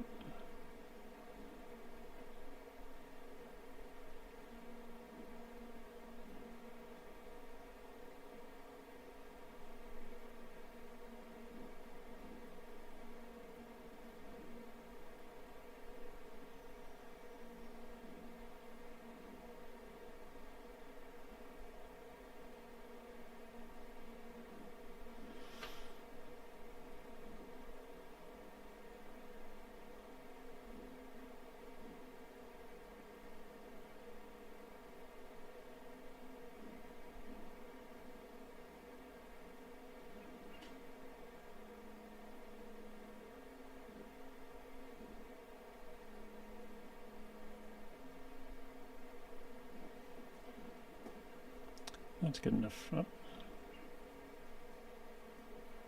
now. Let's insert that.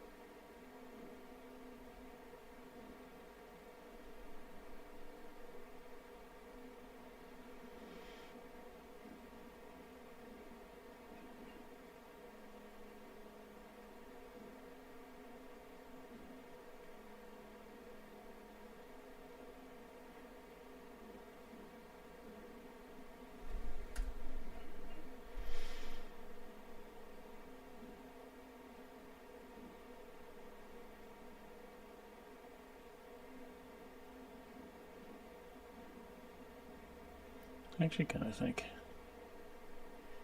maybe I had it in the name all along. If we do kind of a 3x3 X, let's try that. back to the drawing board.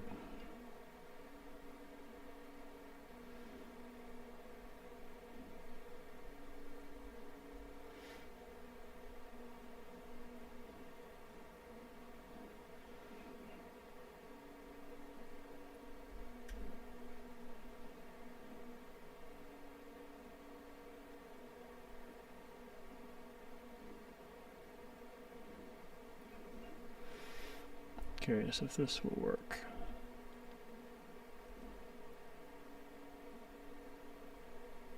I'll kind of stick with mostly kind of a stock universal, but then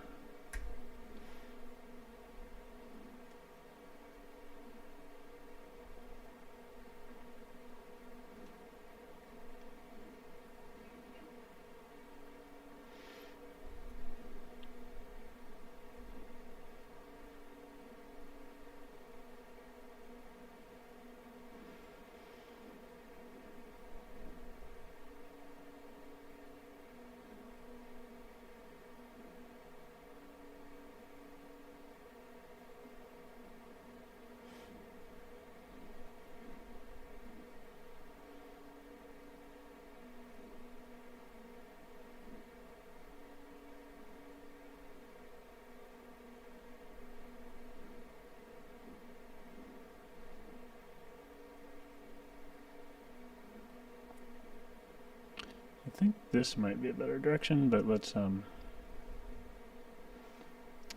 need some cleanup and kind of make it look a little thinner and some radii, but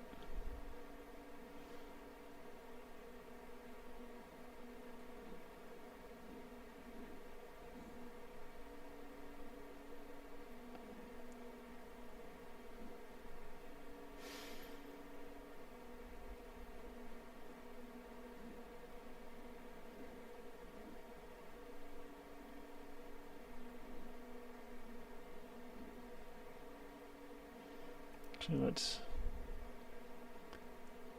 skip that for now.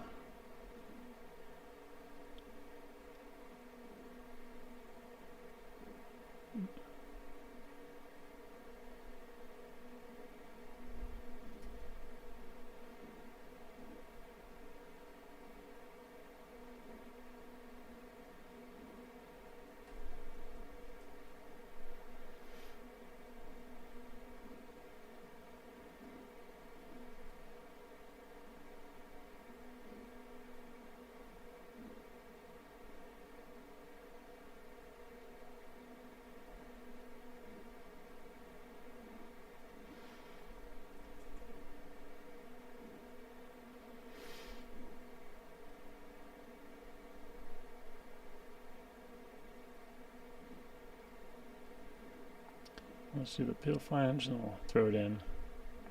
I think if we do some like cutout stuff on here, it might look kind of cool. So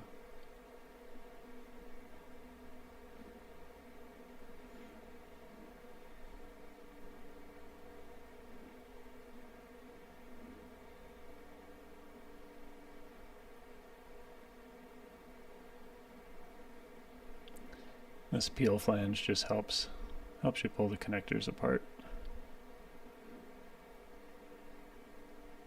Gives you kind of something for your fingernail to grab onto.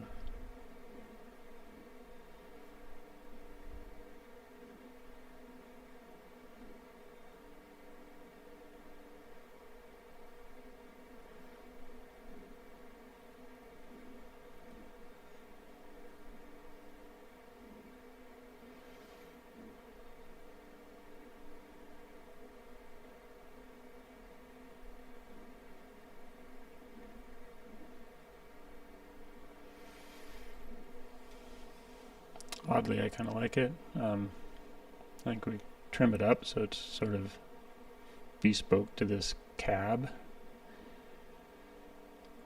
And pick up some of the other design cues so it's not just 4 big round gecko feet. But I do kind of I like the X.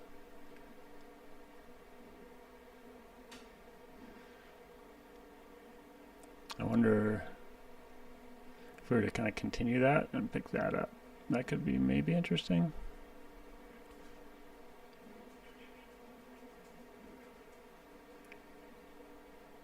So I think what we want is this to be thinner and these to be smaller in diameter. What's the center distance here?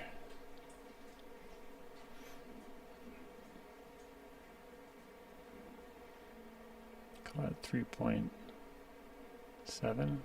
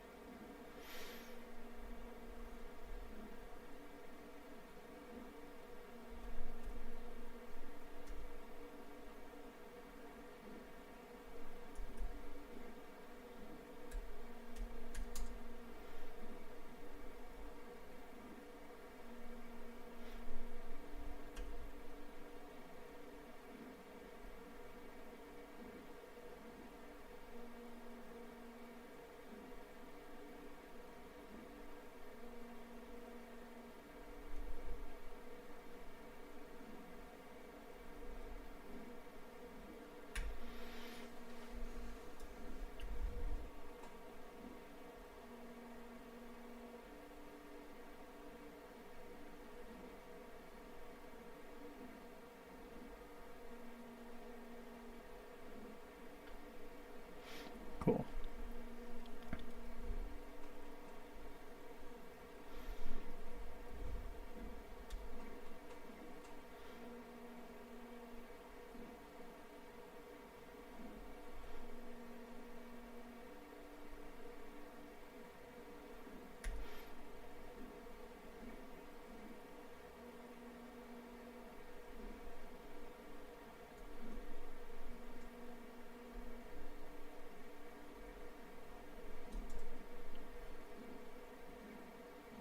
Turn this layout pattern off.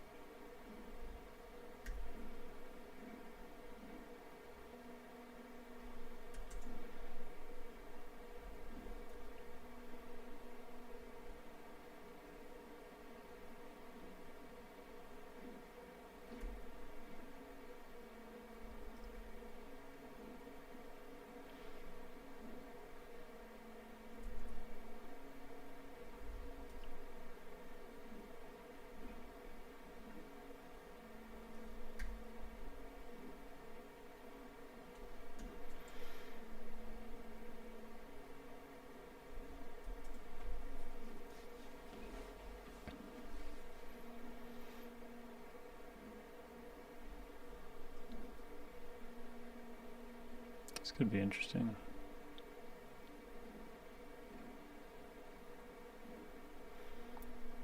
Normally you don't have to trim all this stuff out, but because I'm working off a generator that has a sketch that's looking for something specific,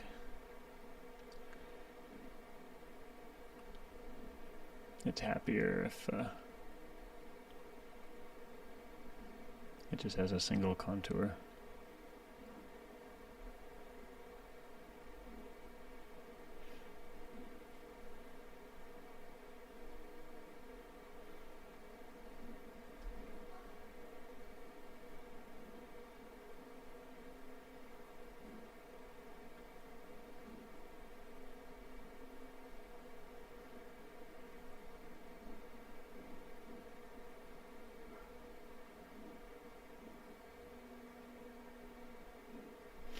I think I got everything. It doesn't seem to like, yeah, let's make sure that's parallel.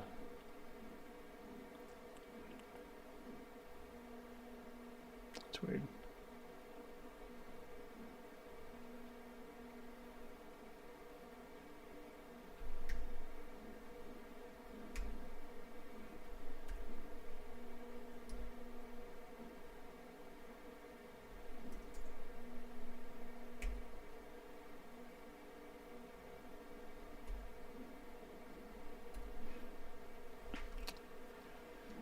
Okay, that might work.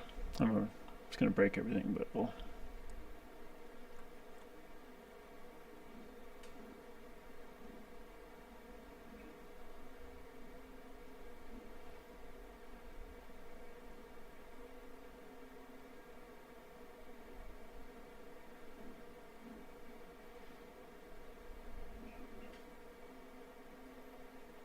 Let's just jump in real quick.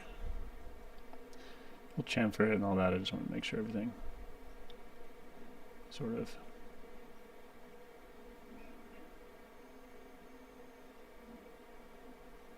fits.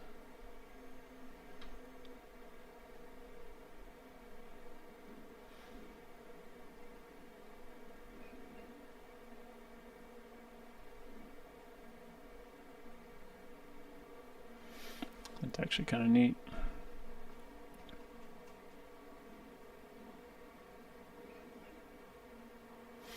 Could make these the standard size for these, but let's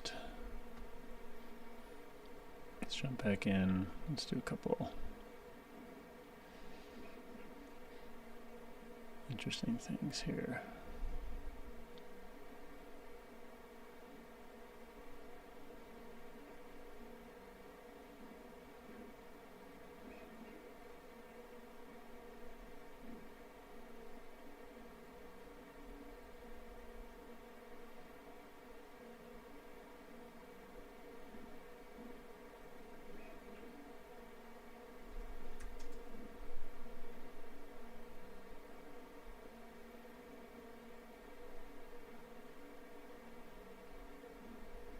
Starting to look a little better.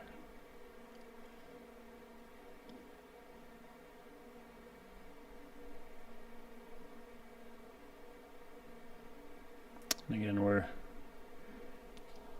so far the print's holding up. We're printing out this hood. This hood is still very rough, but we're just getting a sense of how kind of this general concept prints. It's essentially printing that face right there is against the build plate. And so once we kind of get a sense of what works and what fails feature-wise with the print, we'll jump back into the hood and keep refining that. But I think we're kind of generally on the right track. I kind of like this concept. I think we'll probably round some of those out. It's a little bit too, it's like belongs like in a Gnostic church or something. A little too facety. So let's jump back into there.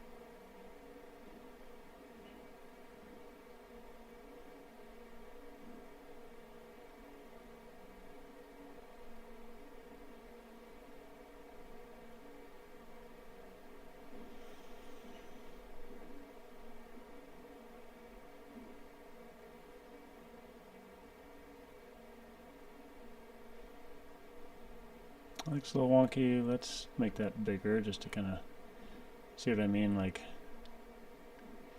you get this boop, this little nub thing here. If we make this big enough to, it's basically a little bit clipped of that circle. You can kind of see it.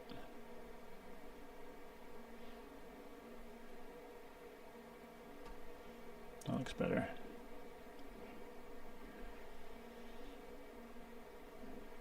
Roll back for our chamfer. That's starting to look cool. I think for some reason that looks a little thin. I think something's not right with our sketch.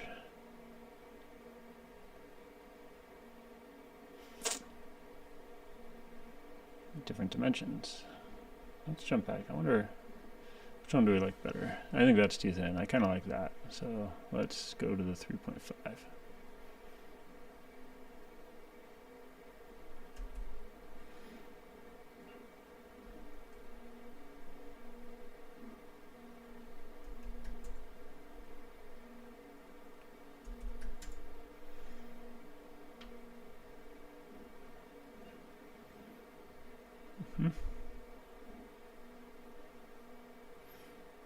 That's looking pretty interesting.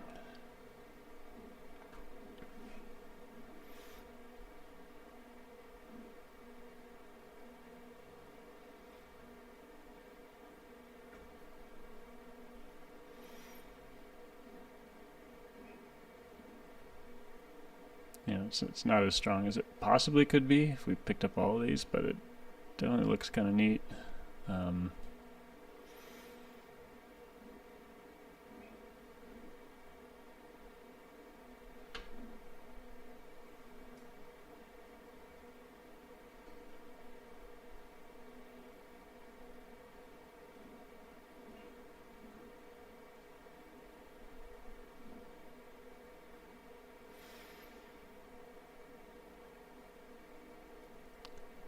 Curious what the best way to do the peel flange on that will be.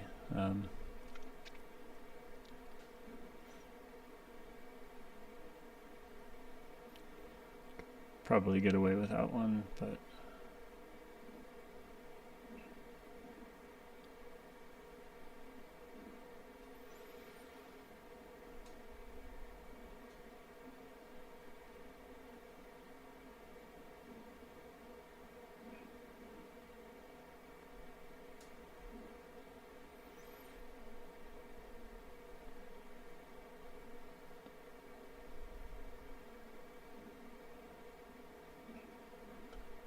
let's just clean this up.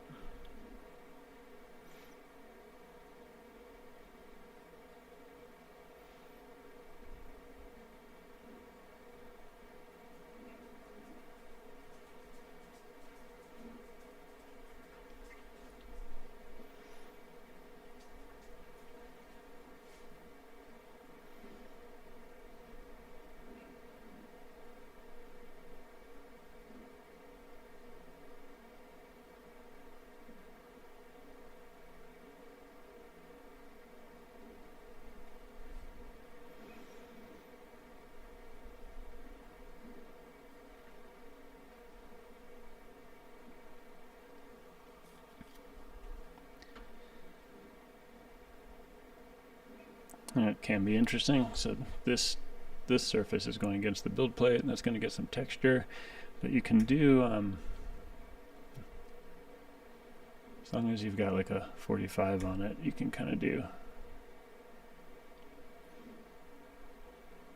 basically little cones, and that'll just kind of give it a little bit of a less flat look.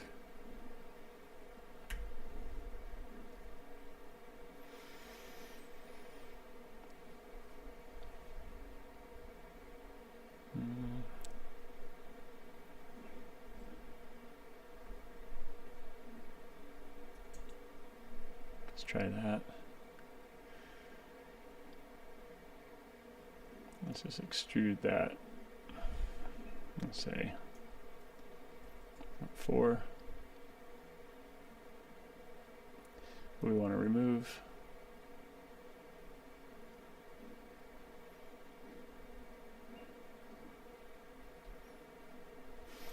But so that we don't have this flat area, essentially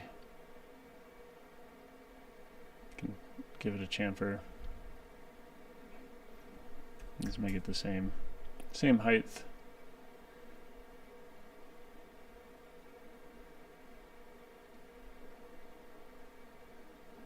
That you extruded it.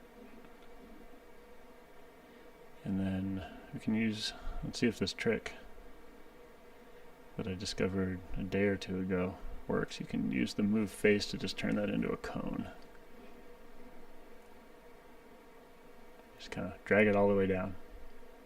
Bam, cone. And so now that can print without any supports and should be pretty clean. Let's see how that looks. Yeah, I kind of like that.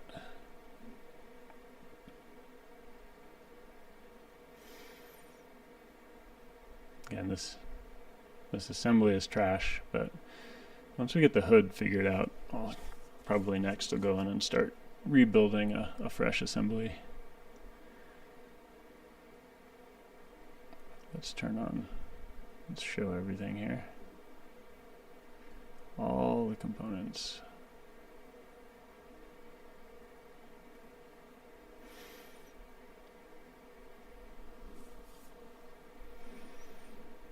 And then that the trick of selecting left to right versus right to left works in assemblies too. So like if I select left to right, I'm only going to get the parts I fully enclose.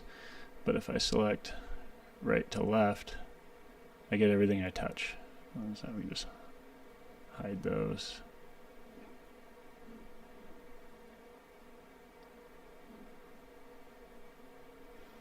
It's kind of an easy way of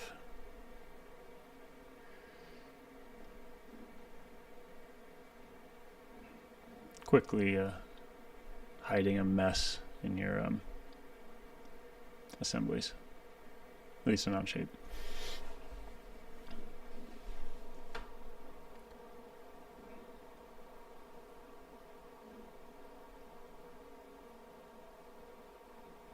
Roughly goes there.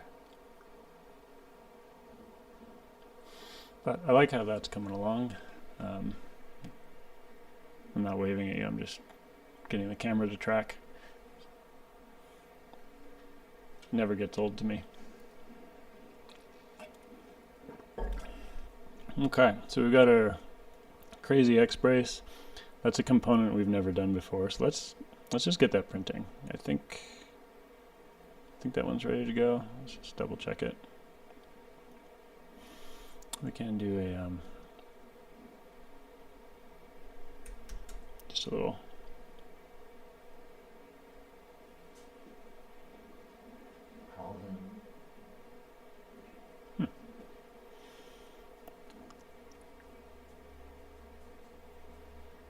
Oh.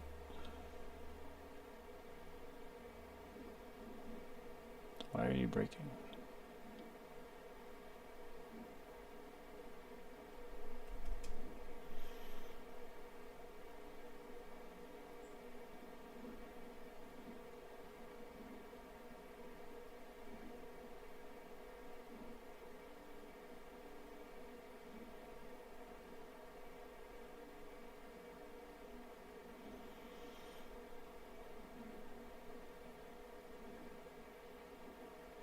I think we got it all.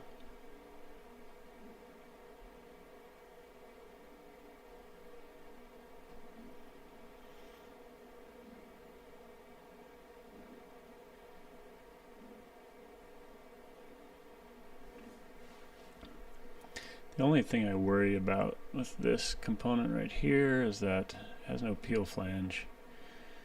These little bits might be a little bit vulnerable. When you're pulling it off, you might get some cracking, but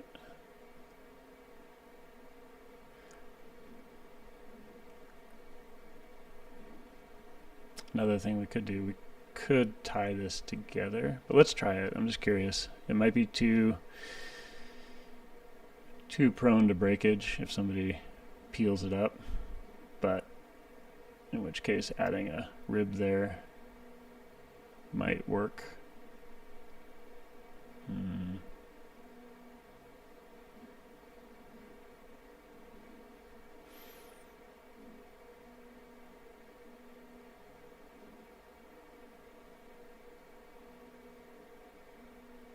We could have a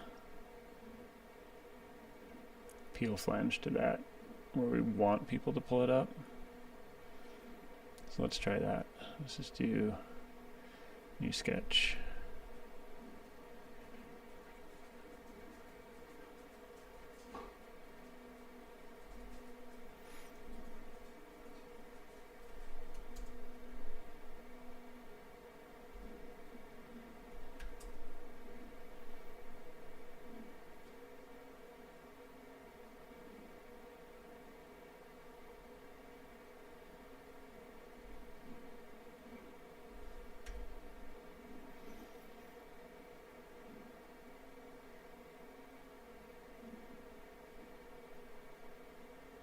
See what that looks like.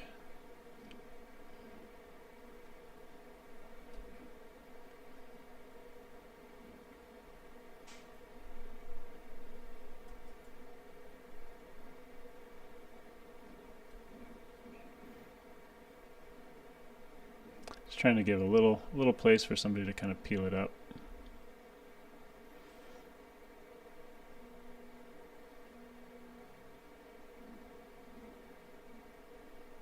Something kind of like that.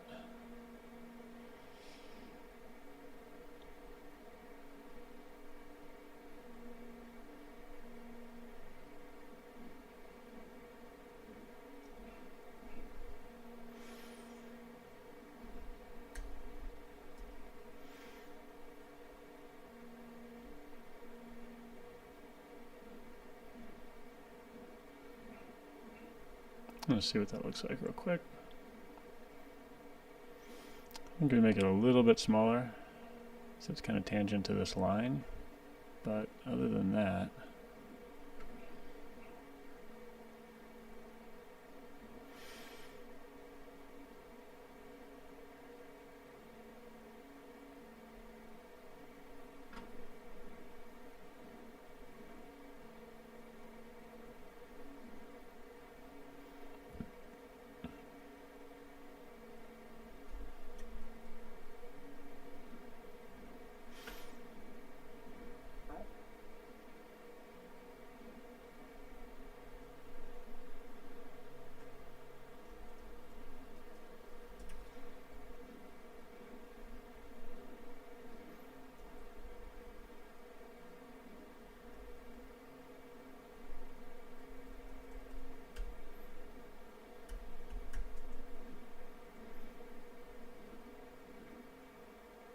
actually, you know what, let's just, this might still work.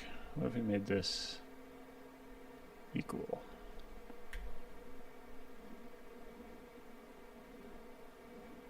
Yeah, that's what I thought.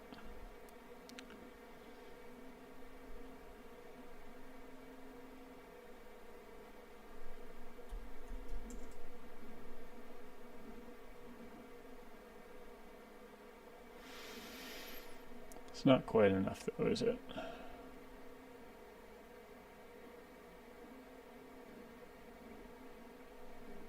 It kind of has to be that. Make it huge. Really make it obvious.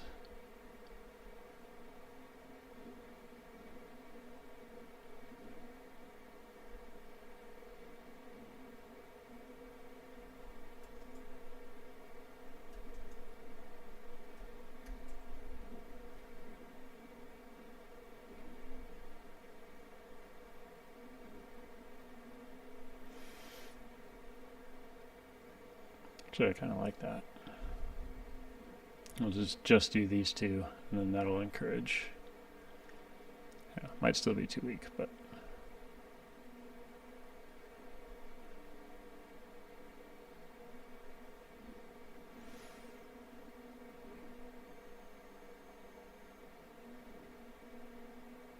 let's do a feature mirror.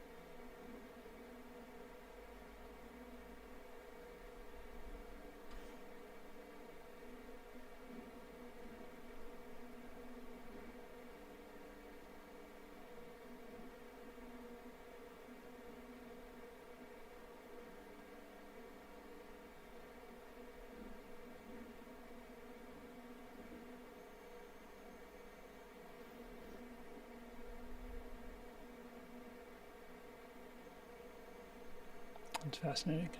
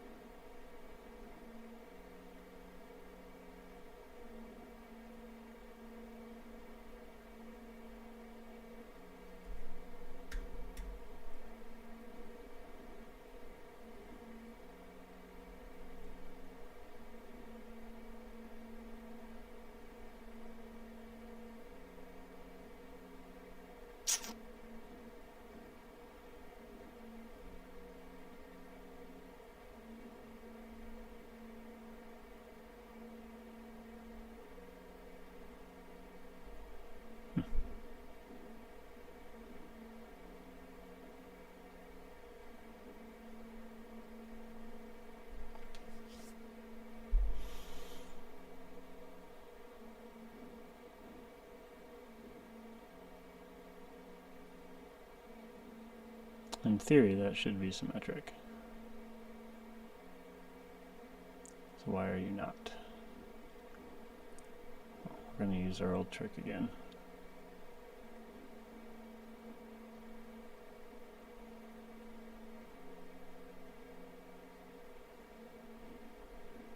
We'll just see what we get.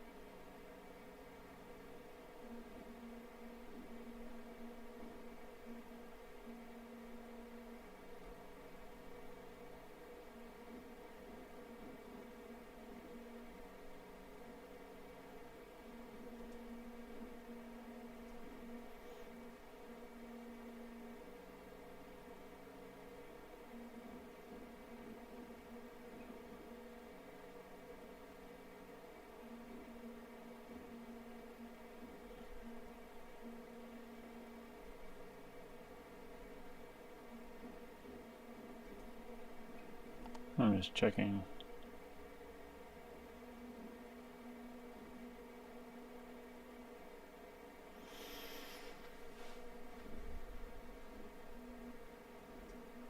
Why?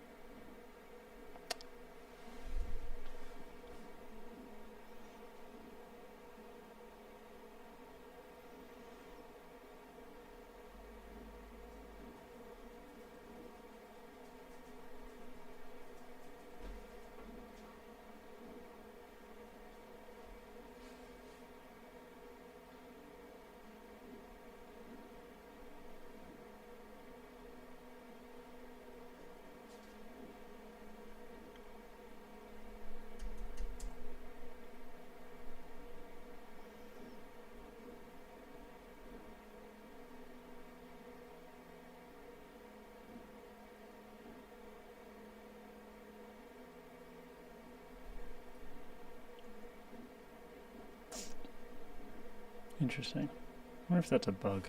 Anyway, some weird anomalies going on here with the CAD. But I actually think I'm going to I'm going to fix that.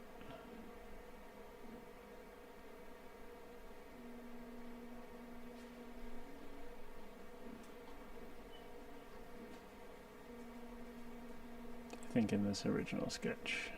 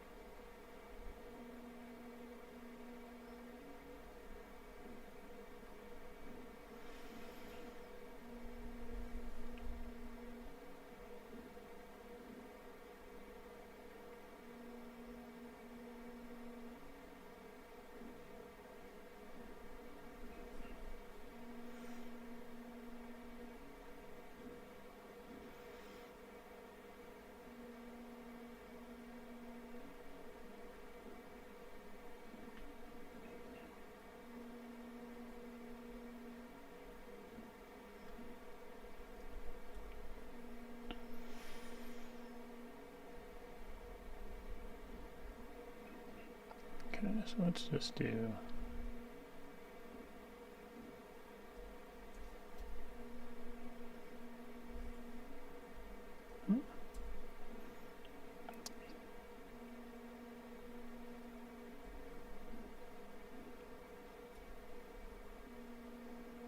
let's fix this.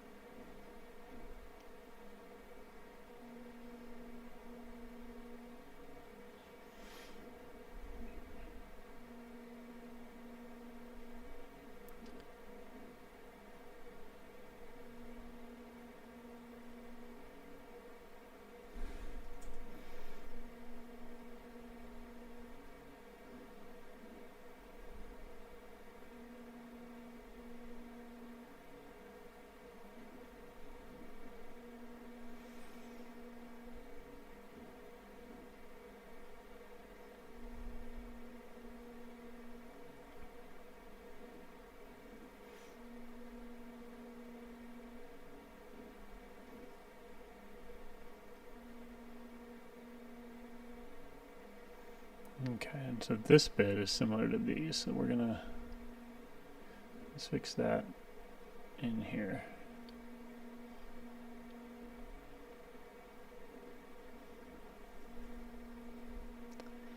Same way we did the other ones.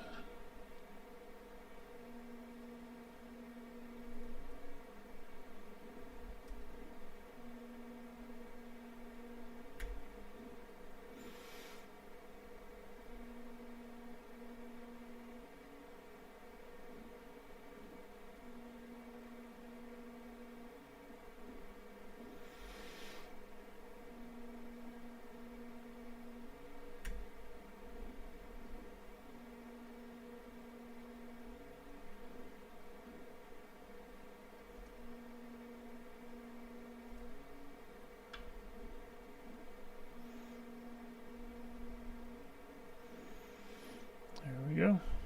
Now let's add our chamfer back in. That was a big one. That's looking better. Now we're going to add our peel flange. Part of the saga that started this all. I'm going to make that 8.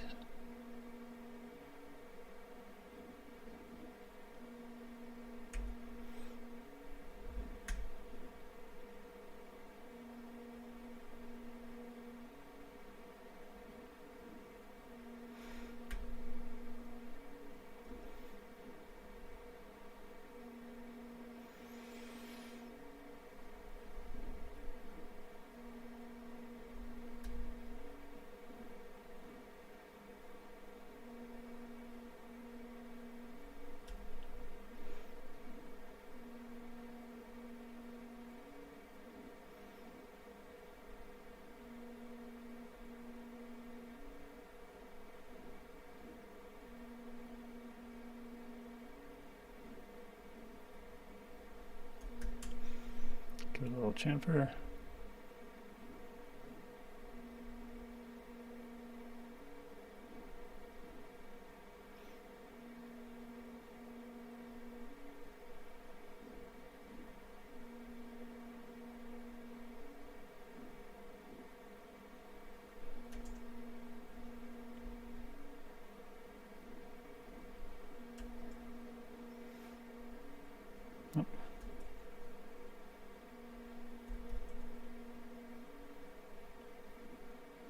Those will probably all get lost, but that's okay.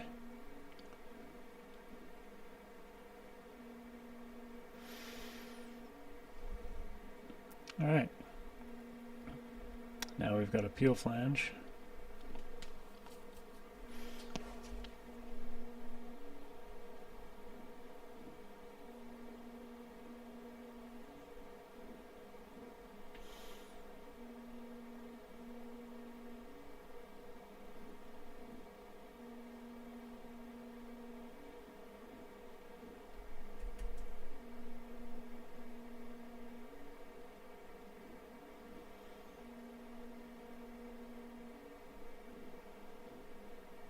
Let's just print this and see how we like it. See how fragile these pieces are.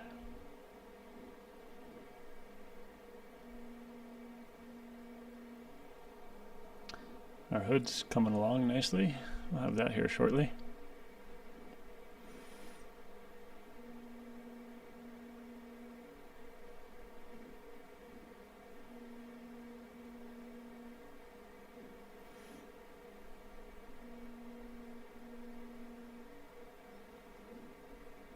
I think on the next one I might actually just get rid of that.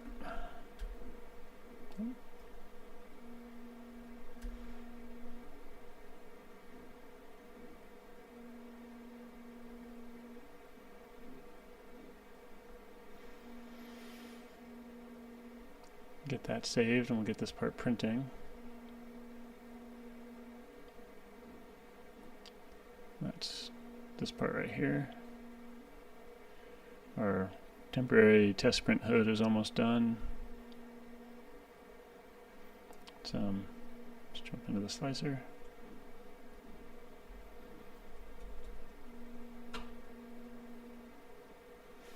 This is our collection of new parts that we've made for this rig.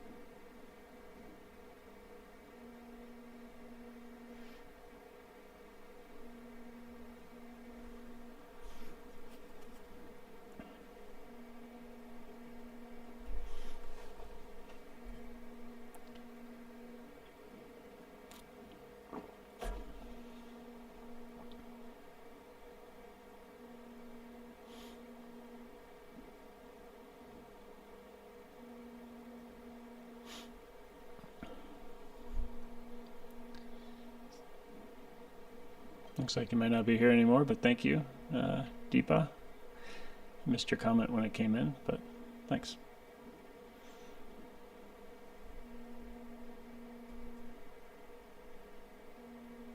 Let's jump back into the CAD.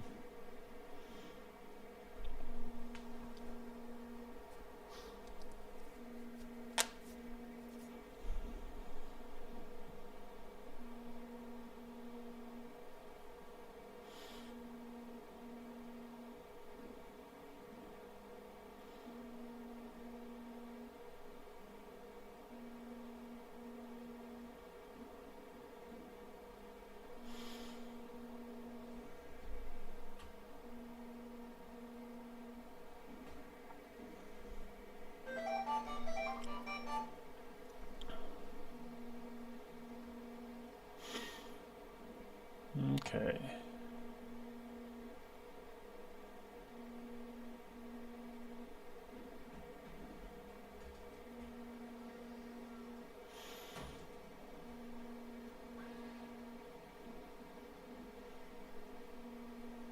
The hood will be done pretty soon. It's still hanging on. Curious to see how it turns out.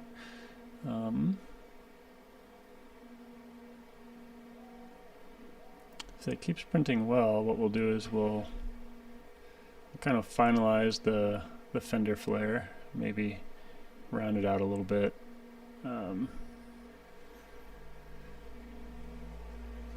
Probably bring this in a little bit so it's not quite as... Let's drop that in just for a nicer junction there.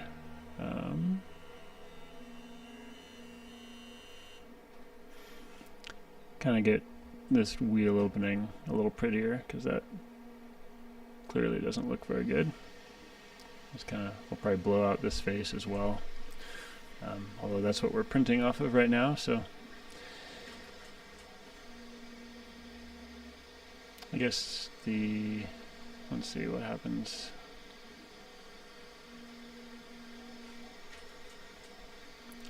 As this goes into full bump, what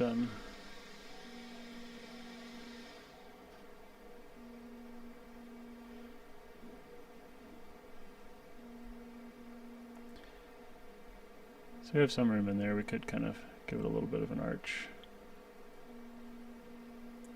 It's going to be tight. Guess we could print one straight off of here too. So maybe we'll get that going next if this one turns out okay. Because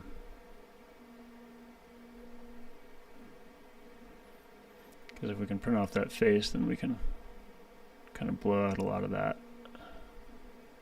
which should be cool and make that look better. Definitely make it look better from the side.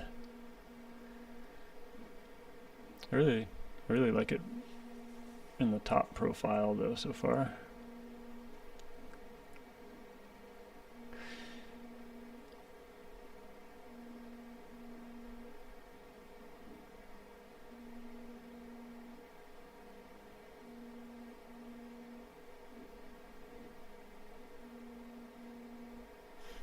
Yeah.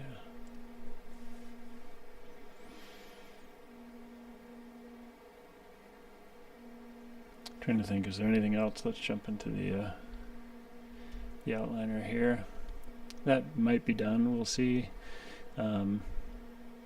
Stand is actually done, so I'm going to talk about that here a little bit real quick.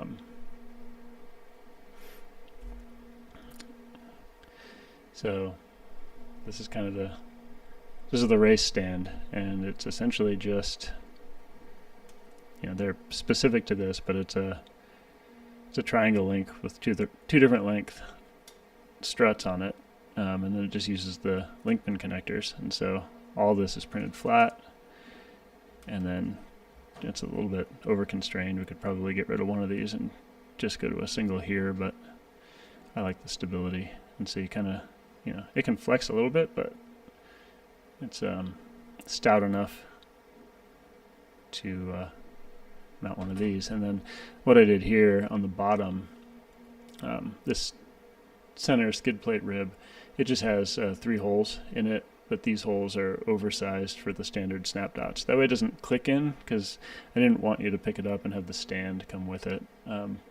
But this way you can just kind of set it on. And it holds.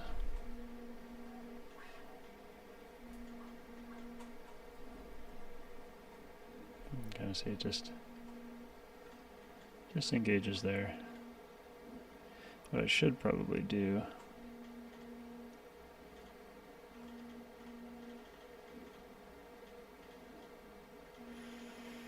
is give it one more hole.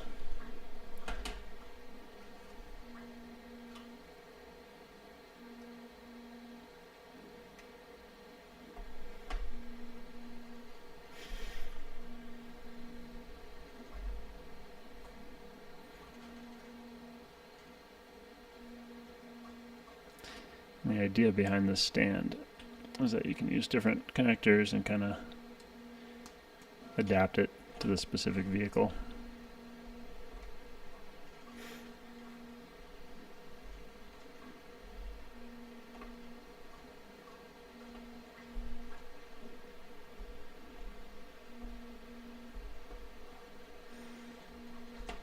Anyway, I kind of liked it. It basically gets you can do a pretty large, tall stand without having to print just a massive volume. Plus it looks kind of cool, and it kind of fits the aesthetic and the idea of sort of like race car parts. And yeah, so we got the stand done. Actually,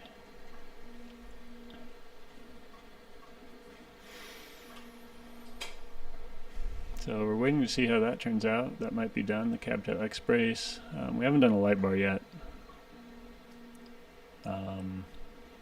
And we're working on the hood, and then once we have the hood done, we'll work on the grille.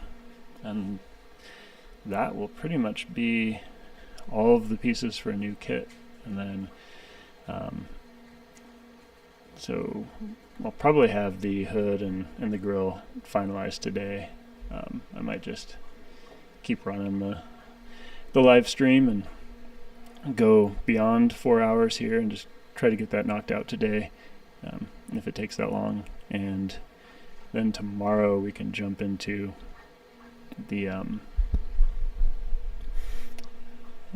we'll build the render assembly with all the components, then we'll render it out, and then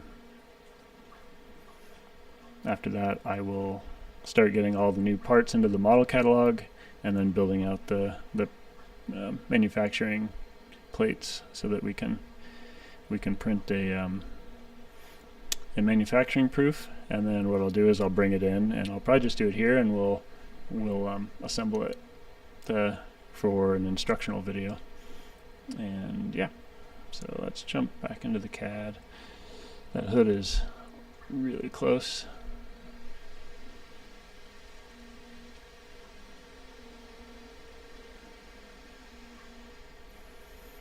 Trying to think if there's anything else I'm missing. We were talking about doing a wing. We'll see. I might make that kind of a little bonus feature, maybe for some of the first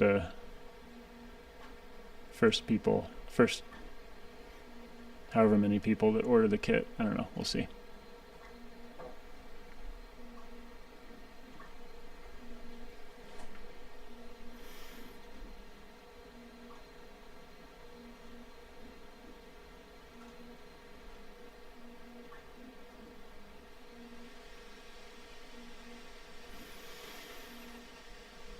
Might start just building.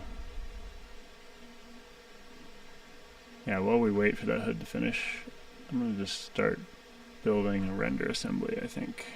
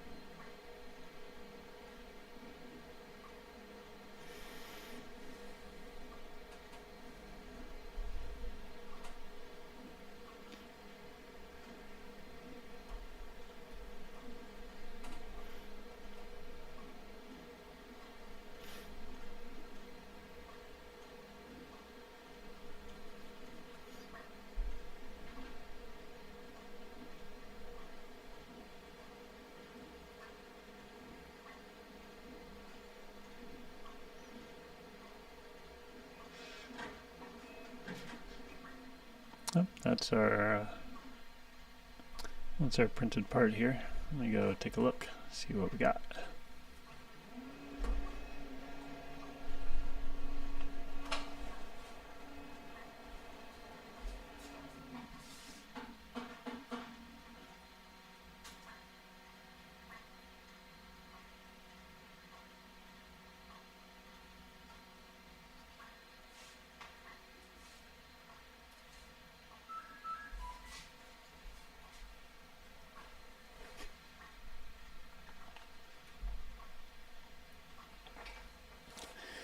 Alright, it's a little dirty, but it's actually not terrible. We got some schmutz here, and then obviously we've got our little bit of crud there, and our brim edge, which we'll have to get rid of, but kind of curious to just pop it on.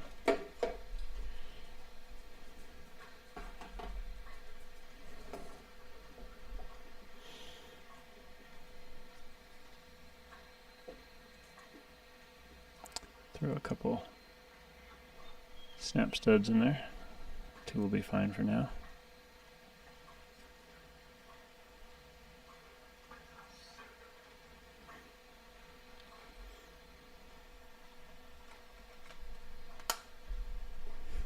Actually, it doesn't look too bad.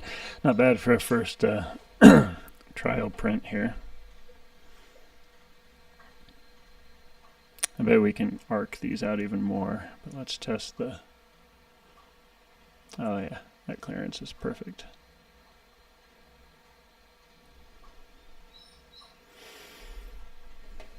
So just kind of lets it fully bottom without knocking the hood off.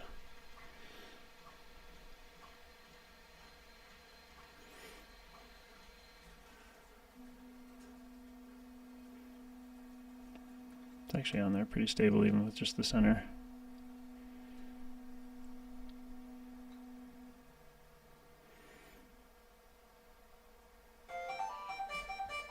Kind of picking up, I don't know if you can kind of see it, kind of picking up the square imprints, but we'll probably thicken that up a little bit.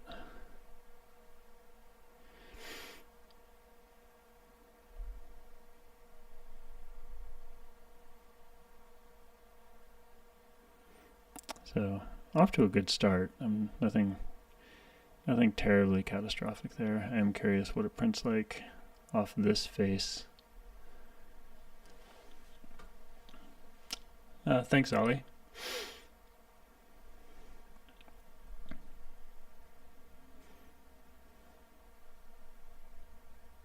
Let's see, we just got another part off the printer, so let me pull that.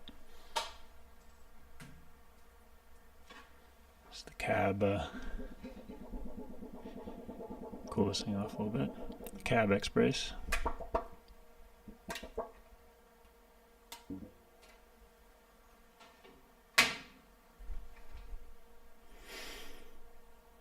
That. Let's take a look here real quick.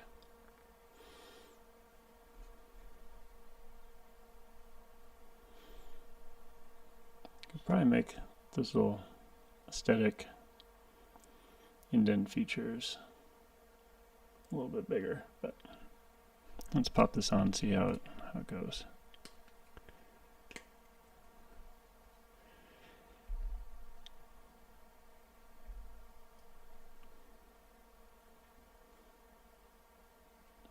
Generally speaking, I think I like it.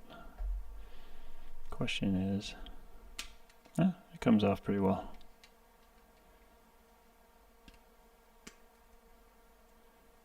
Yeah, you can't really. So we've put little peel flanges, so the place to pick it up is in the strongest location. Could do it that way, but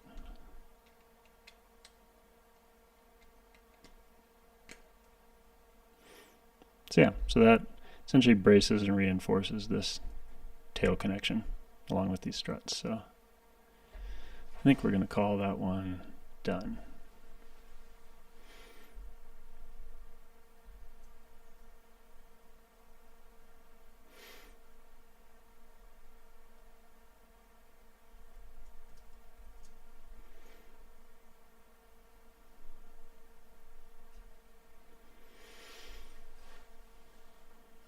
Okay.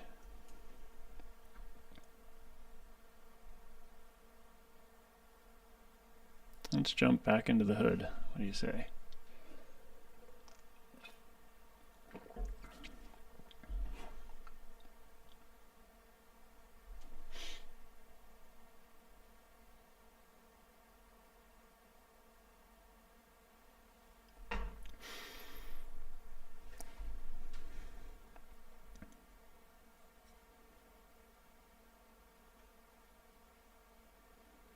I feel like I want just a little bit more flare. If we have to make it taller for that, so be it.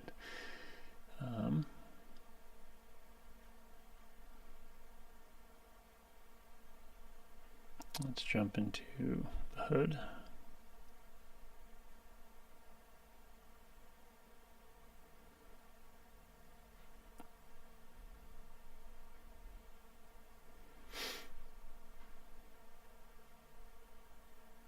Not that one though. This one. I guess this one we can, let's just delete that while we're here.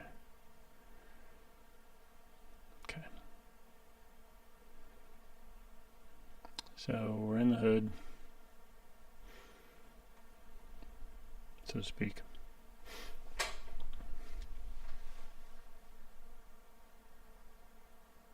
Start by editing that.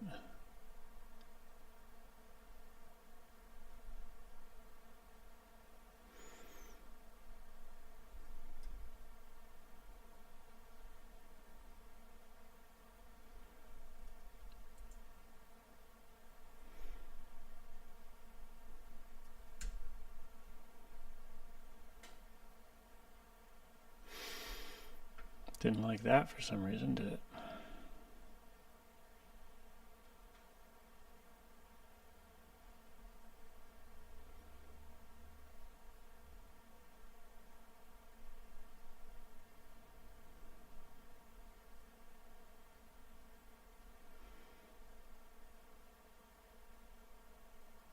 Let's roll back to here.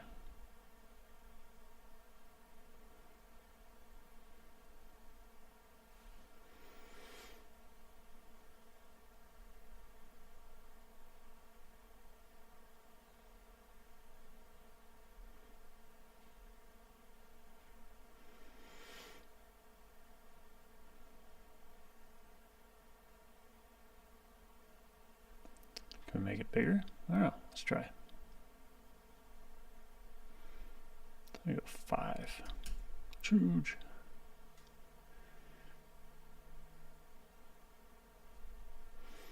It's not terrible. Definitely have to go a little higher to make that work though.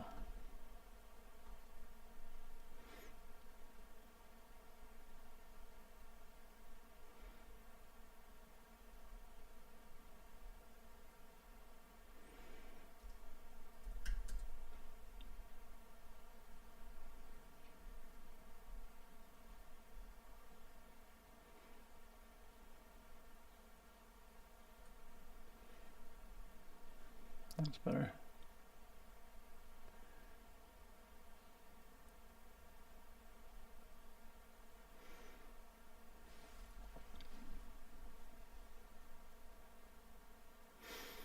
I almost want to move these so they don't come in quite as narrow. That way,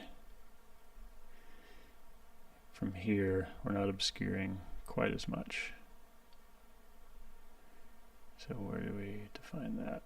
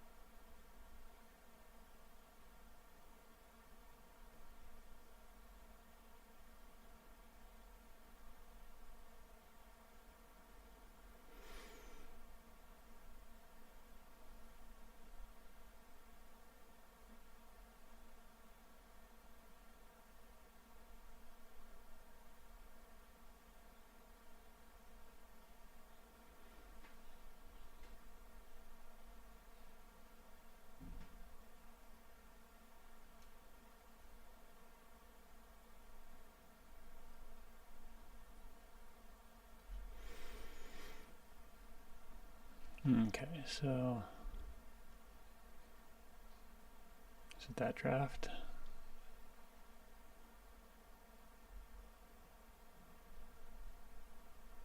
Nope. It's this one, isn't it?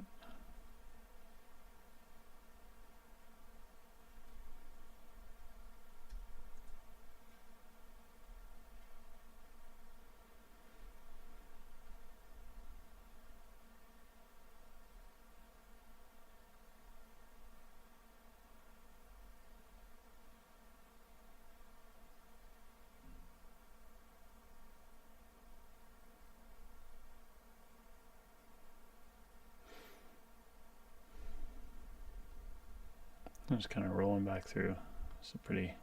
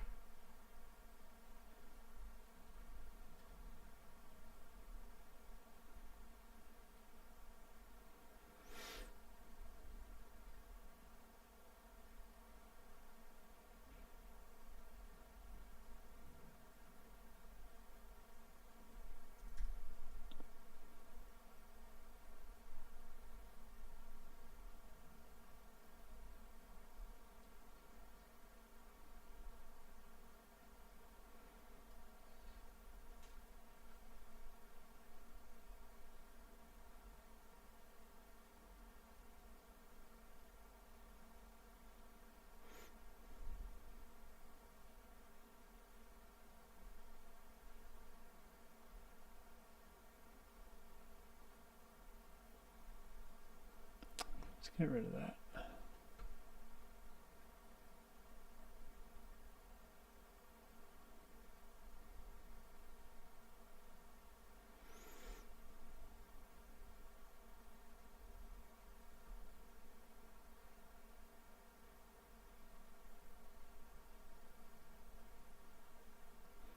Now I'm going to get rid of this shell.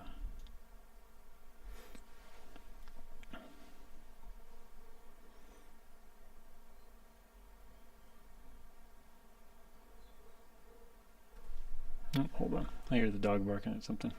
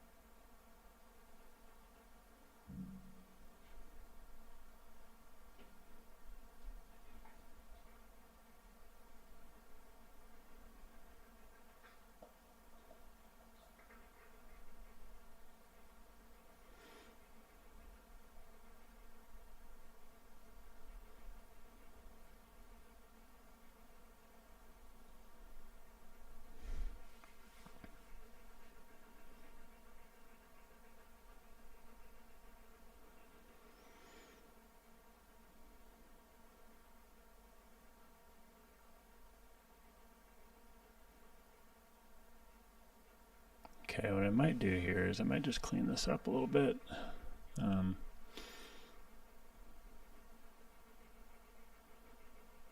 Just make a, where's this top plane?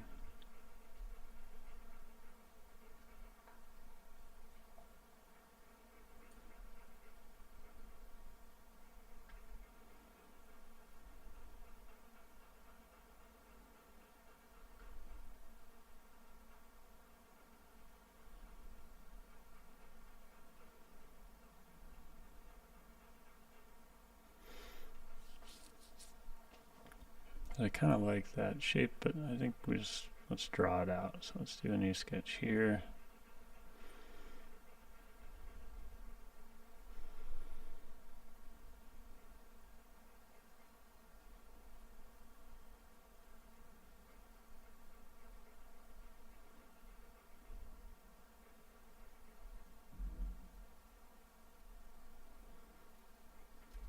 Let's use that.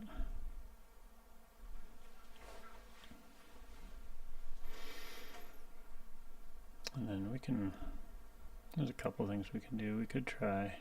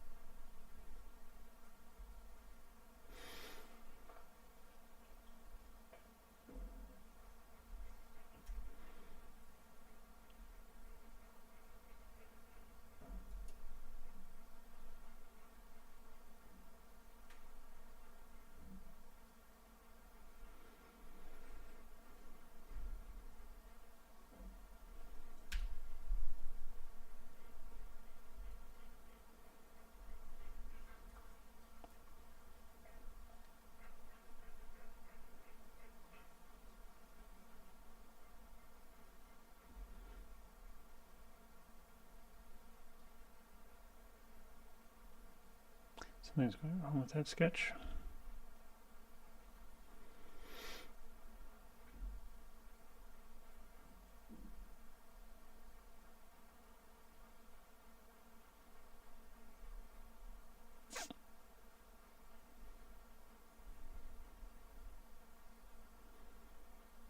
So let's do this.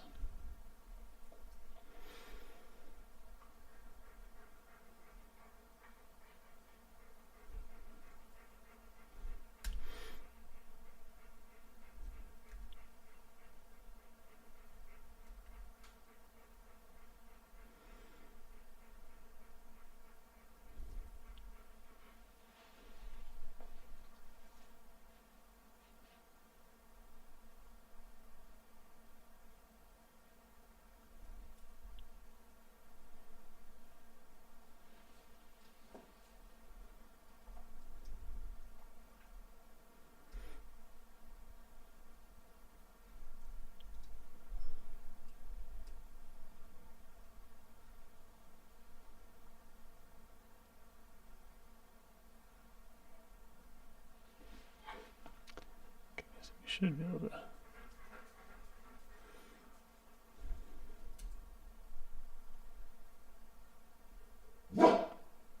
No barking, buddy.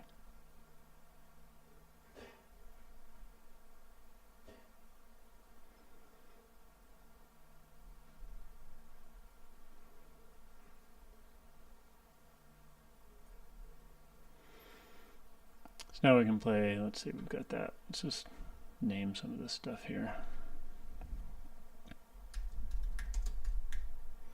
Hood, top profile.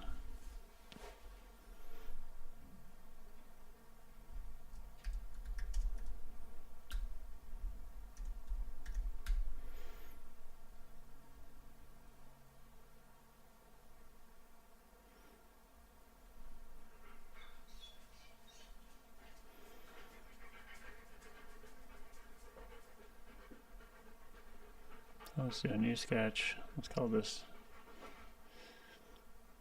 fender top profile.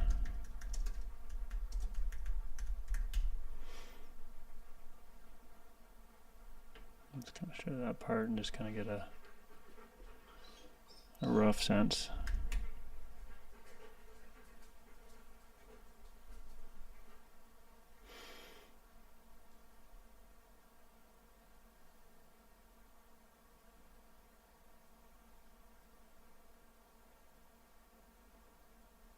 Let's kind of bring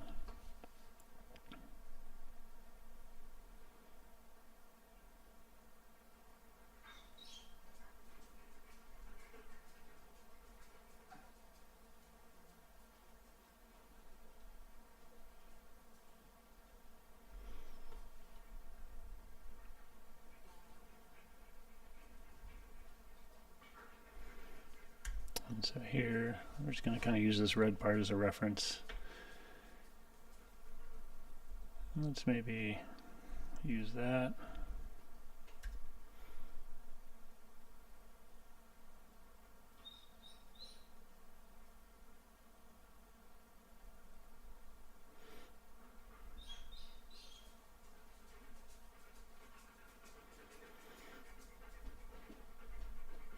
Something kind of like that.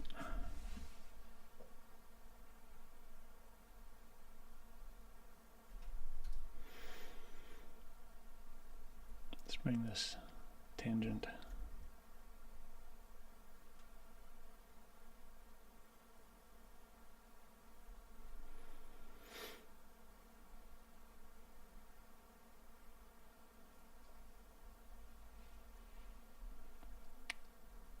let's just use the rest of this, trim up that.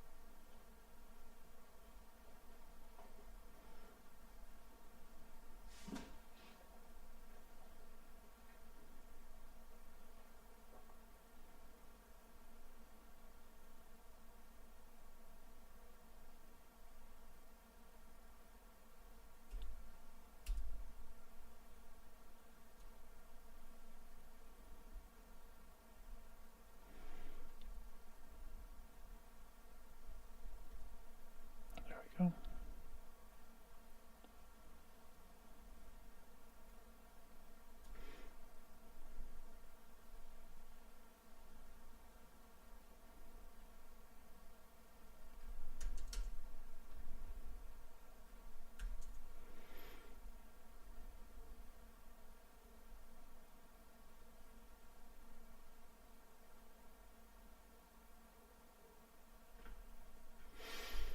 It's not bad.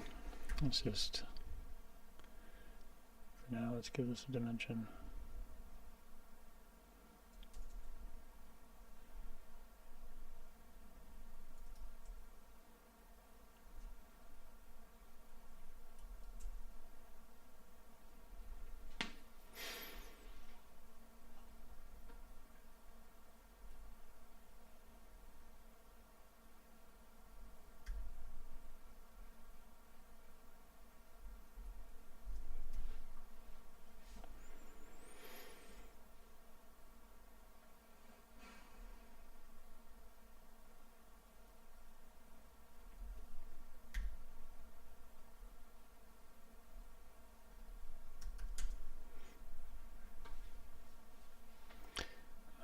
us. Print that.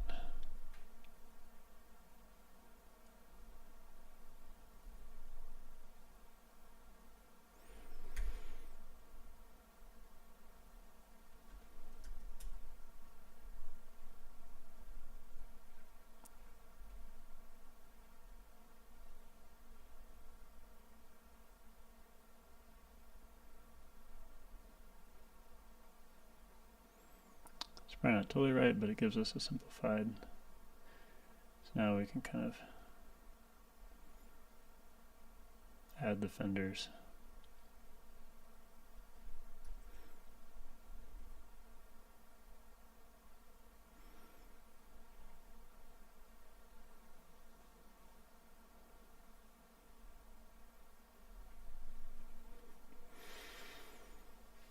Let's actually change this one to red. This is our working one.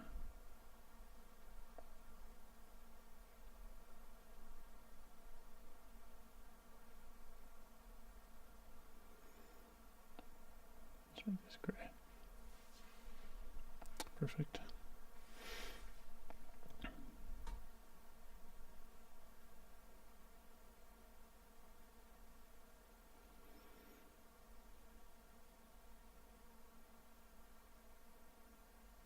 And so now let's just play around with draft.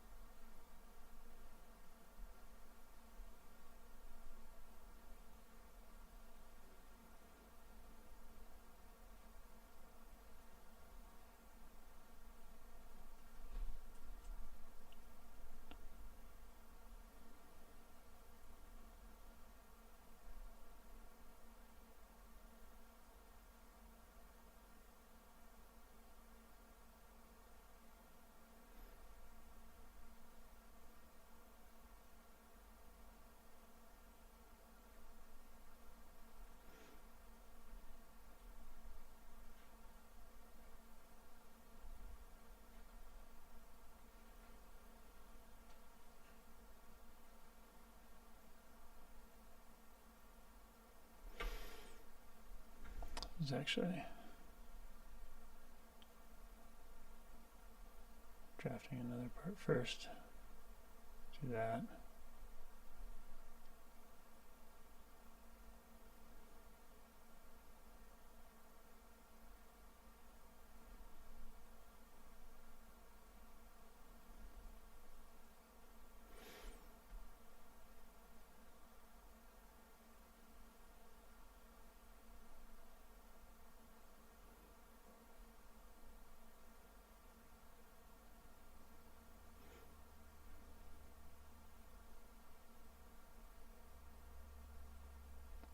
We do the neutral plane is the, might be too far out, but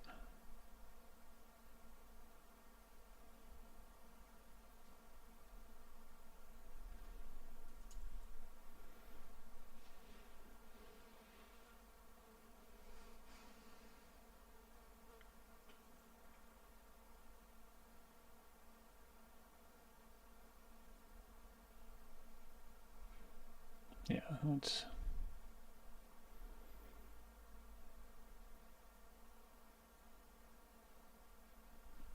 let's do this. Let's go back into our Fender top profile.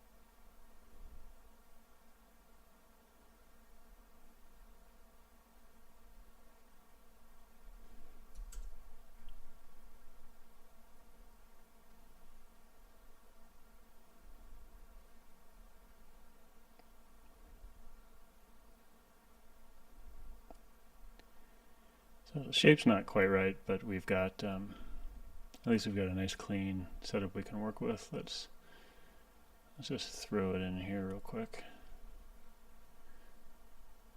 Let's hide all these.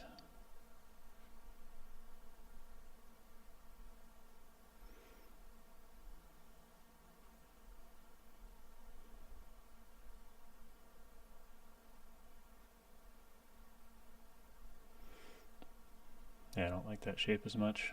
It's a little too rounded, but we're getting there. We've got something we can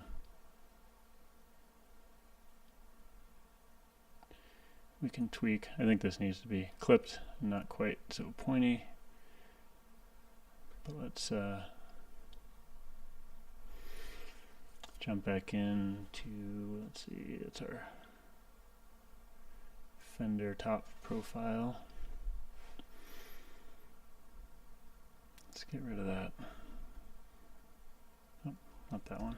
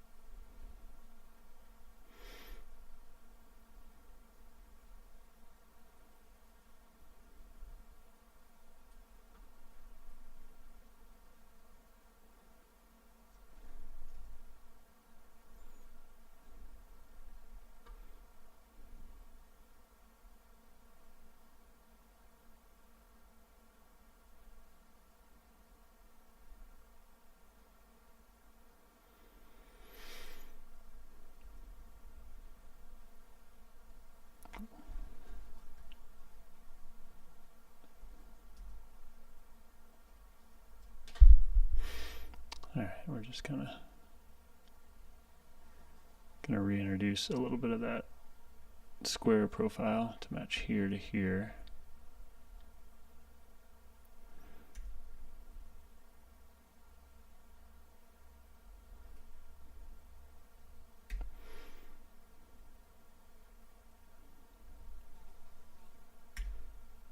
Let's kind of make that tangent.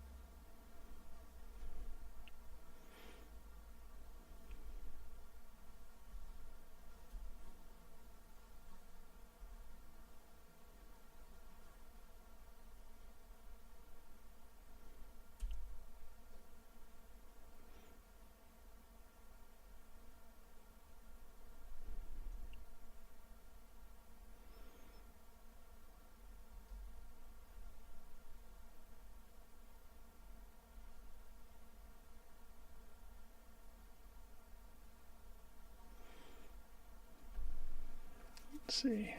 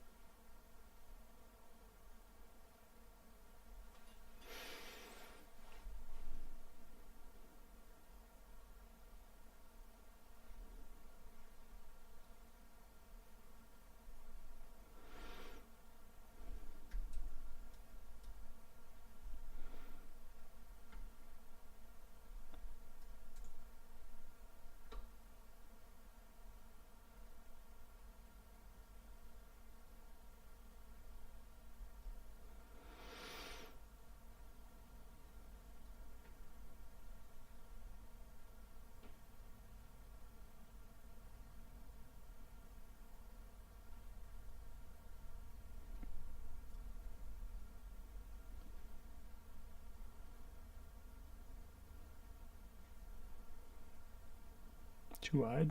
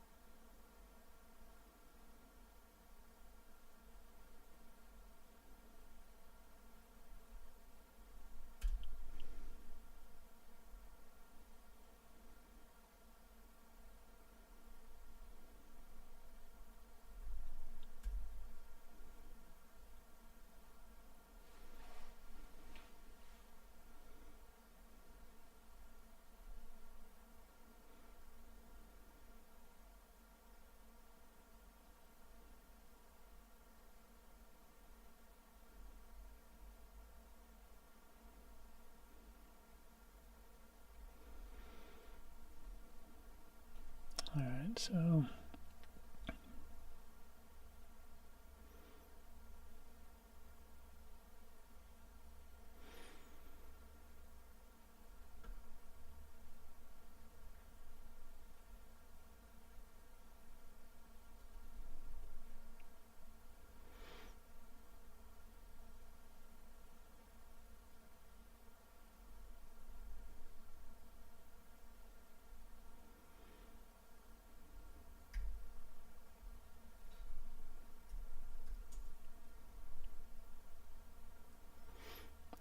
that's our straight head.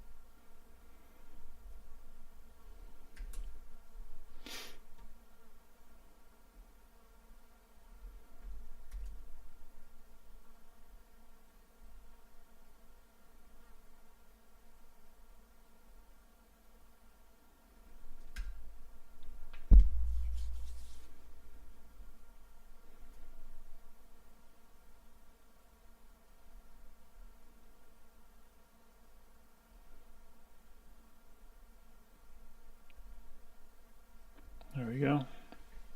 Fully defined. That should be good. We'll probably break our fender profile, but that's okay.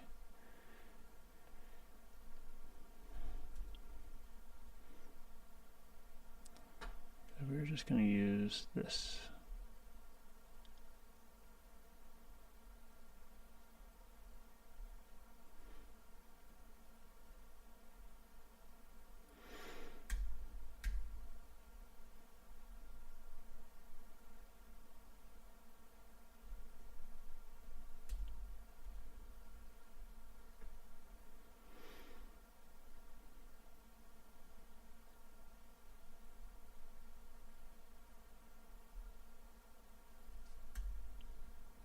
That's fully defined.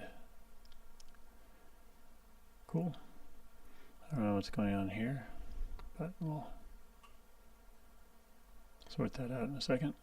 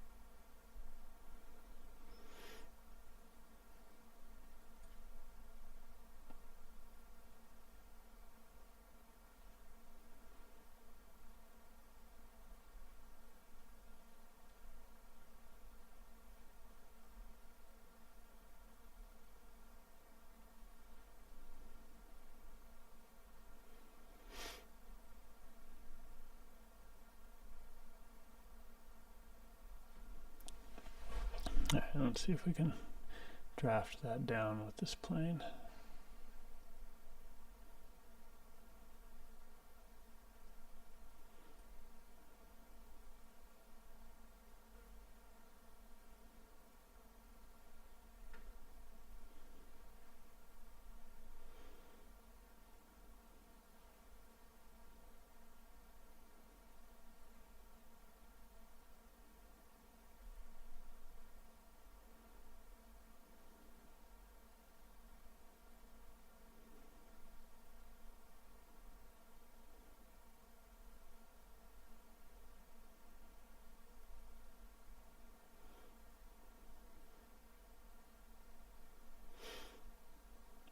That's starting to look more like it.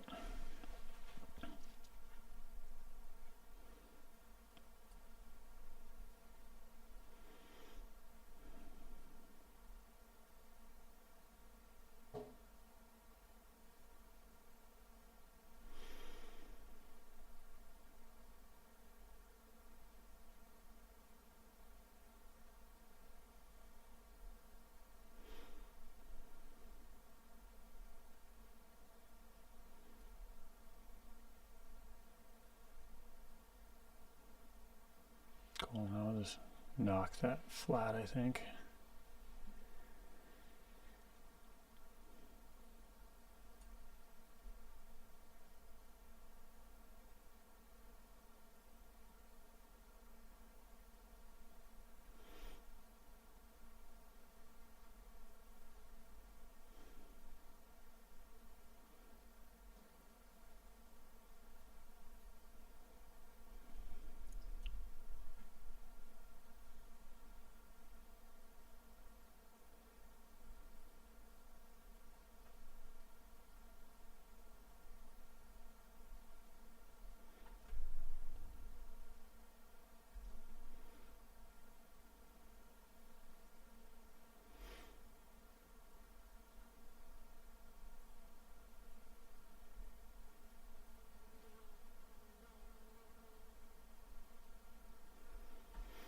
However,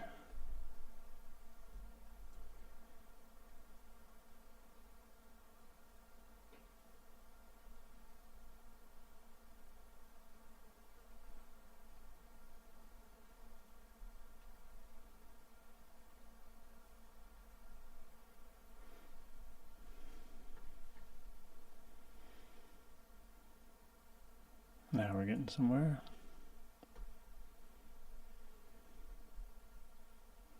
I'm kind of curious.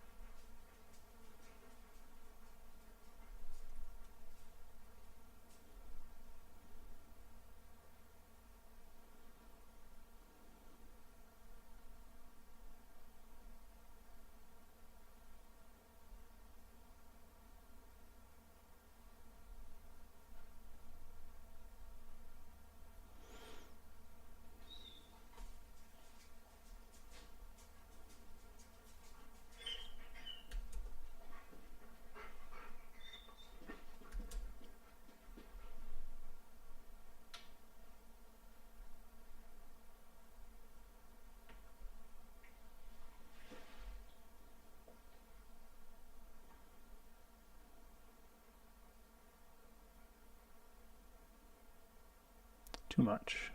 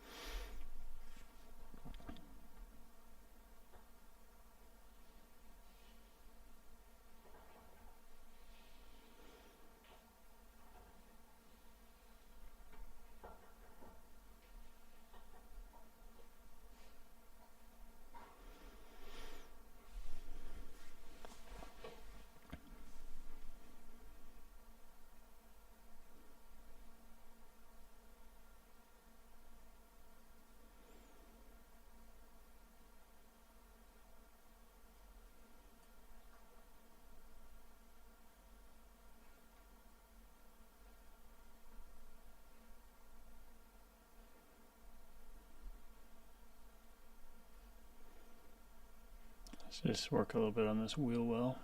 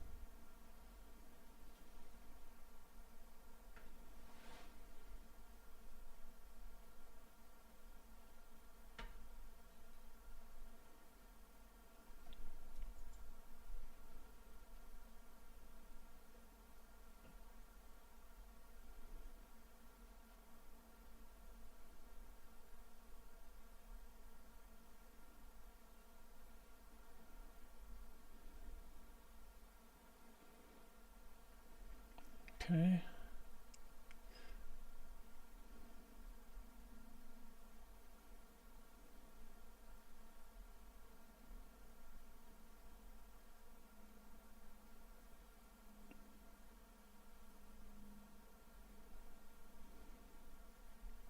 Probably bump that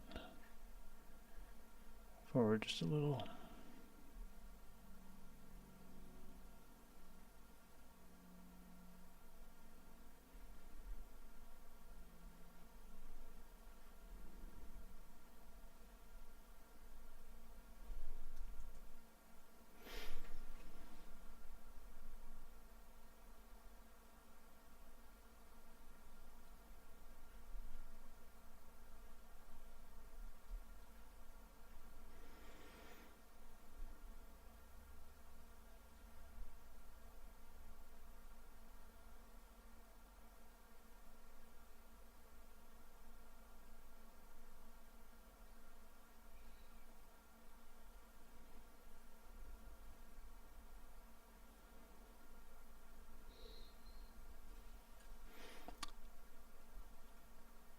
It's looking good. We kind of clip right under there.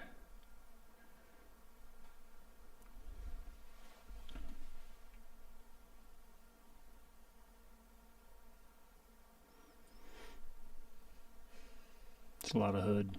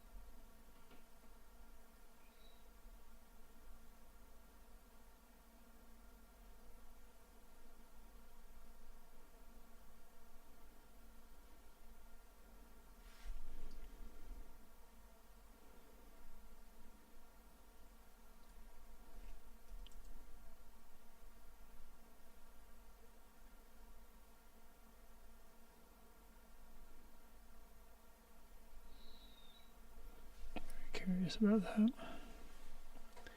I don't think I like it, but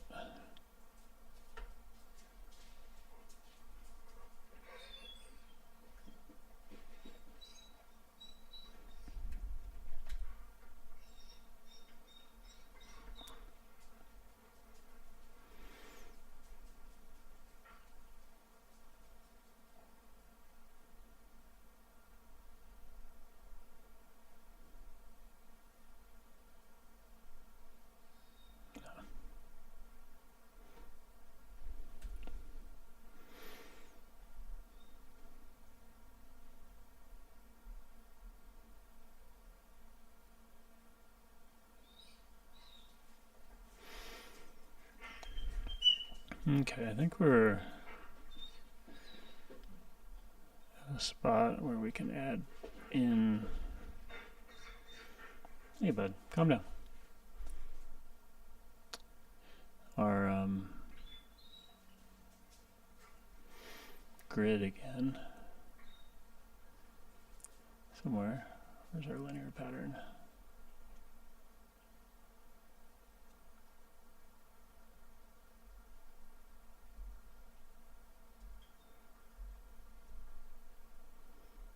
Just move these to the bottom.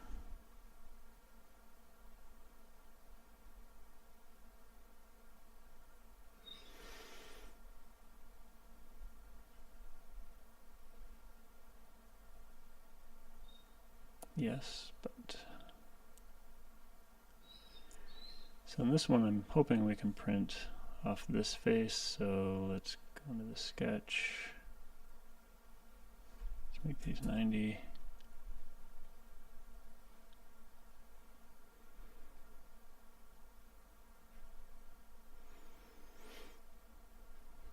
That's probably pretty close. We'll thicken that up a little bit.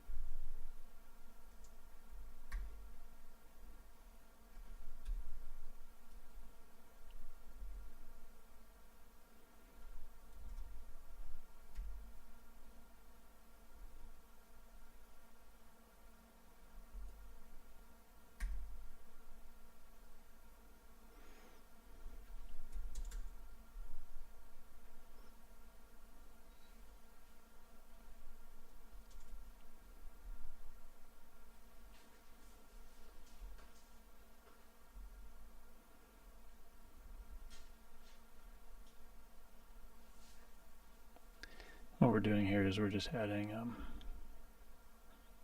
the space for these square snap dot holes into the bottom.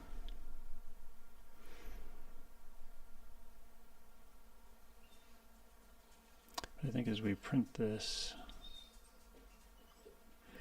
we're actually going to have to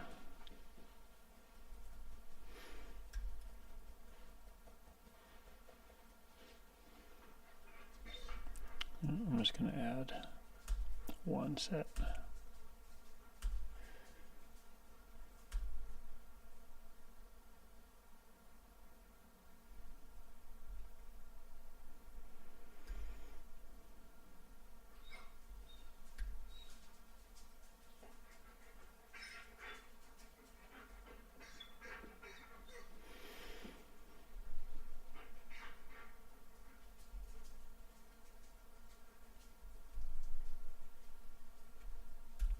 Let's do the middle one for now.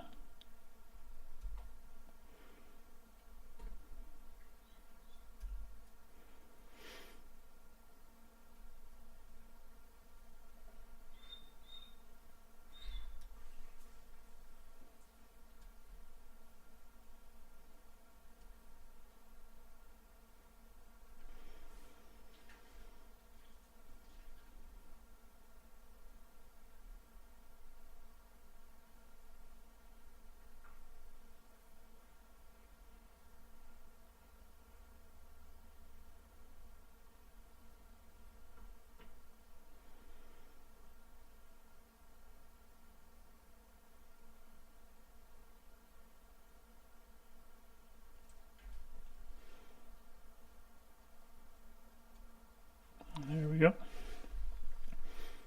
And that'll let us connect it. So I'm going to get ready to do a test print, but let's just kind of take a look. That's going to be problematic. I wonder if can we just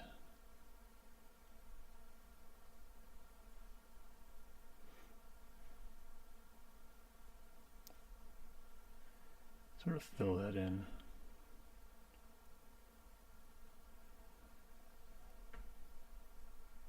Basically, I'm just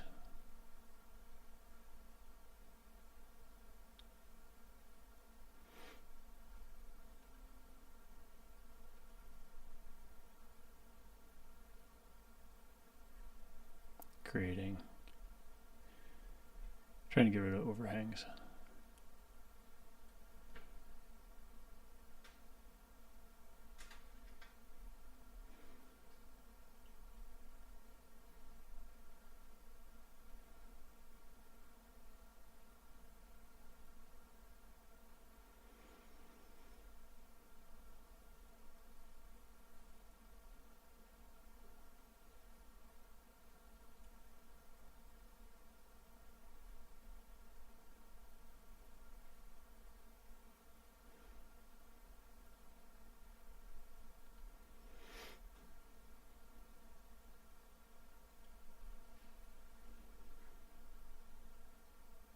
We're going to print it upright on this face.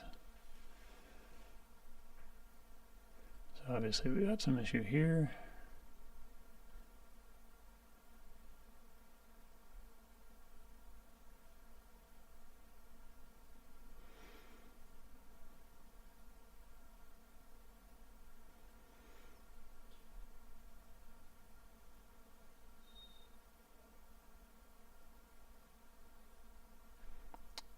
I might do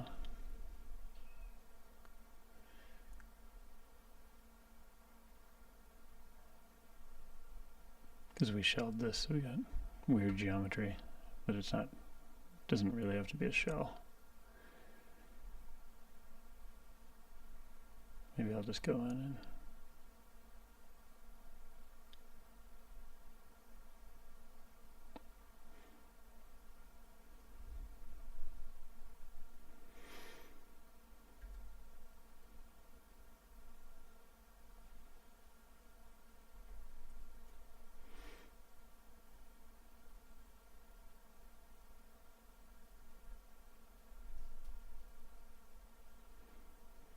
fill this in with some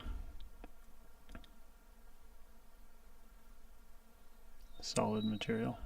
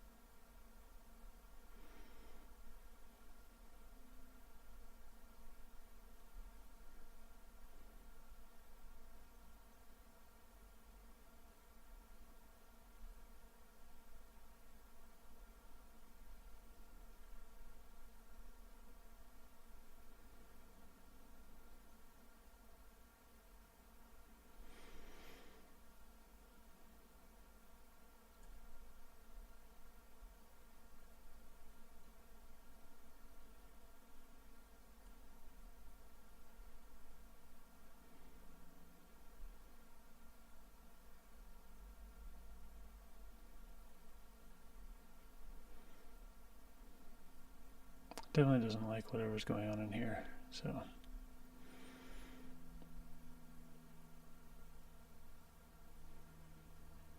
happens if we just go back to this one,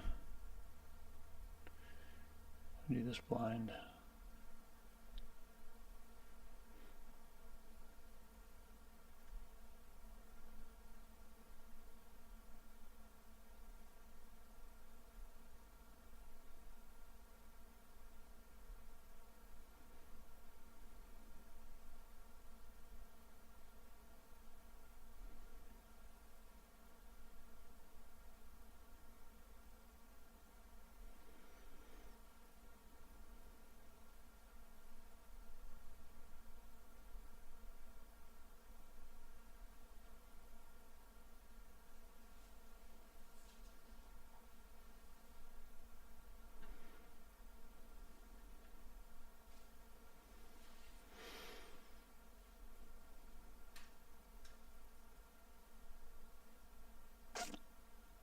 Dumb.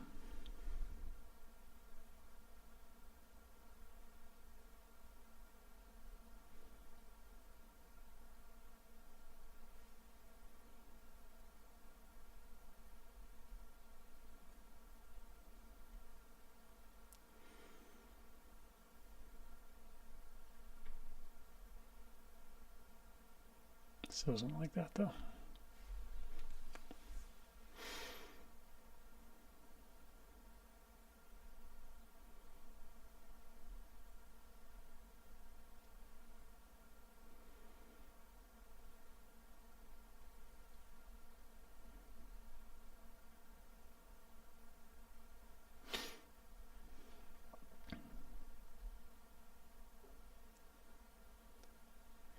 So we're going to be printing upright. So my issue is I'm just trying to get rid of this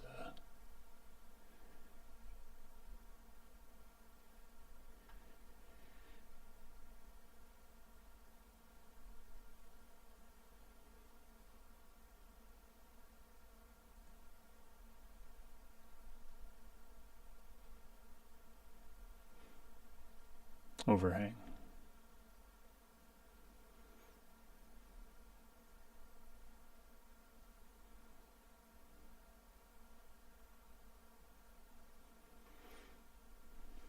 And I don't know the best way to do that. Let's see.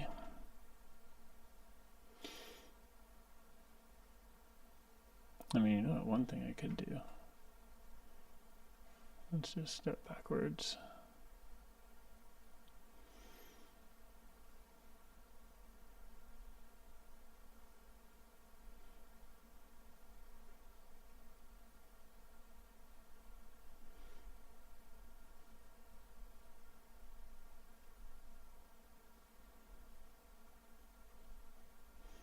Because I don't actually need that wall back there.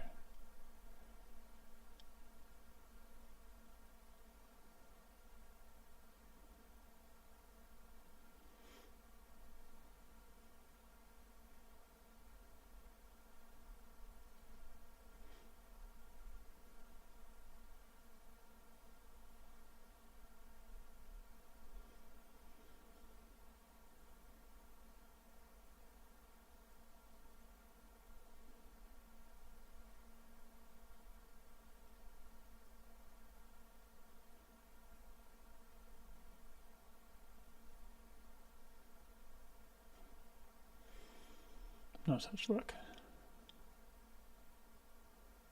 What happens if we use this one?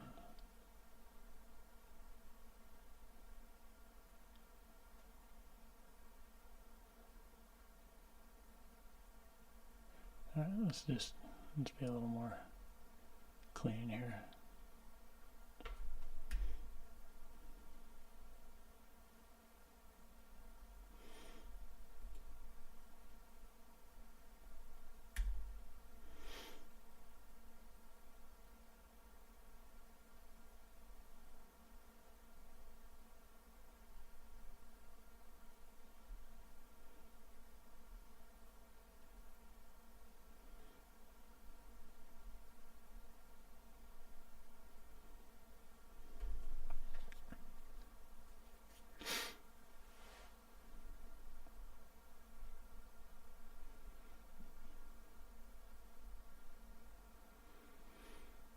Almost.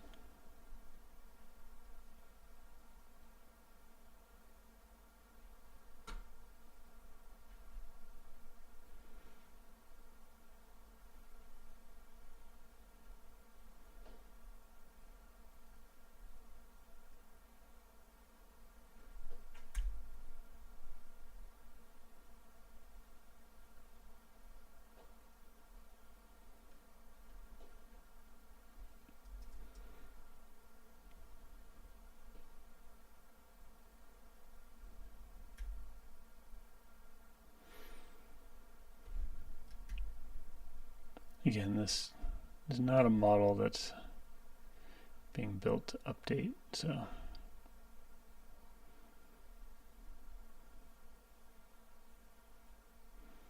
and this is just sort of some DFM stuff. We're trying to make it so that it will print.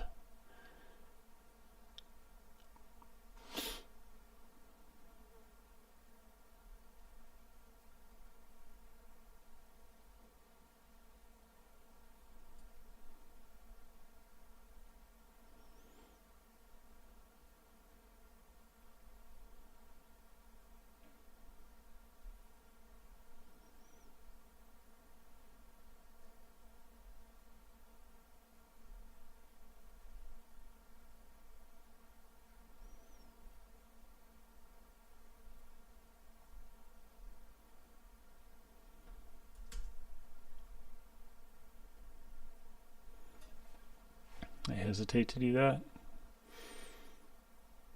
Sometimes there's the printer off, but we'll try it.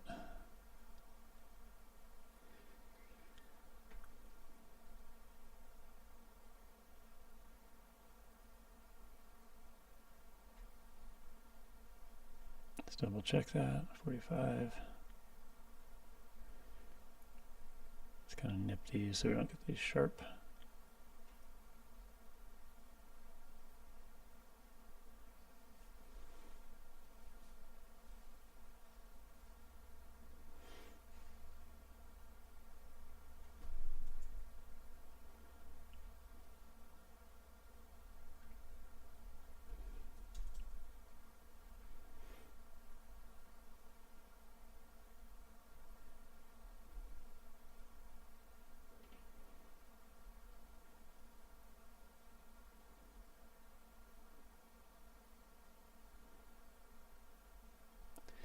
I wonder, can we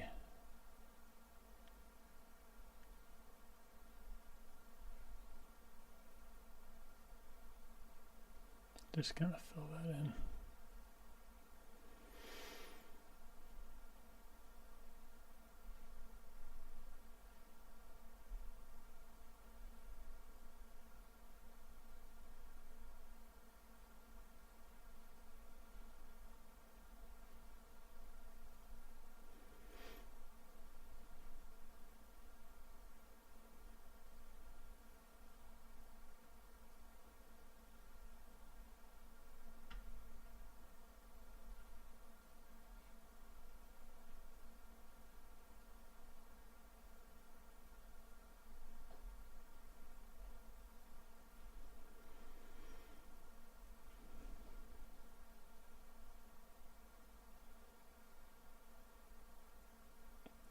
Better.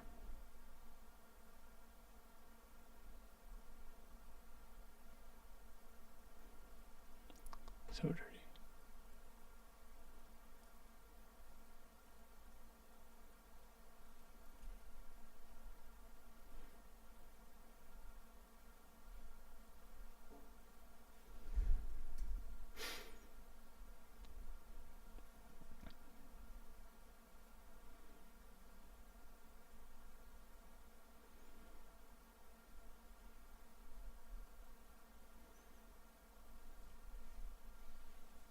All right, let's turn on the section view here.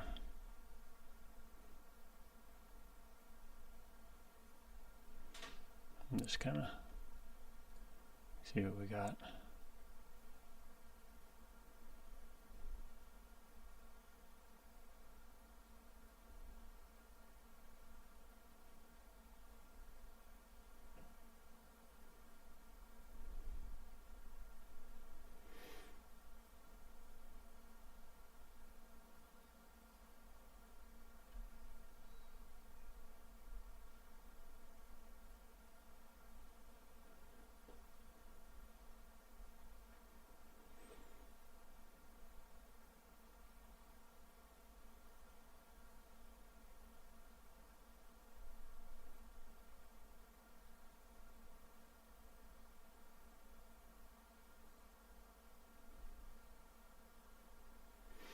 I think we have a fighting chance.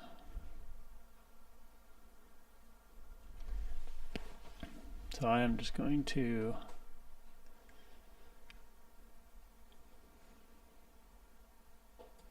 let's see, take one last look.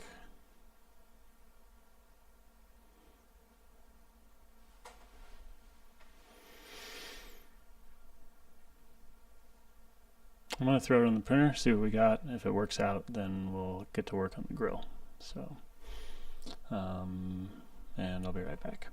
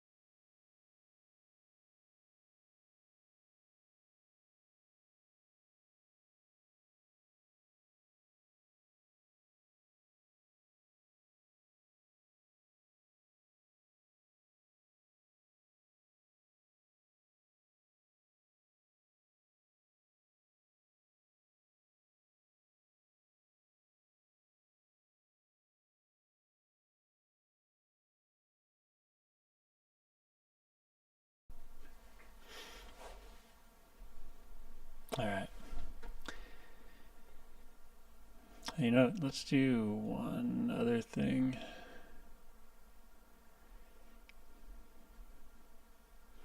That last one was showing kind of the reveal of the square, even though we've got 1.2. Oh, we'll deal with it later, but I think I'll add a little center rib to just kind of thicken it up, but we'll make that match with the grill. So for now, let's export this.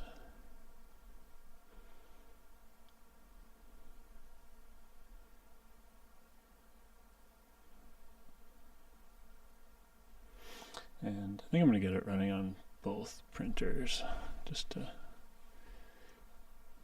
check how it prints on both.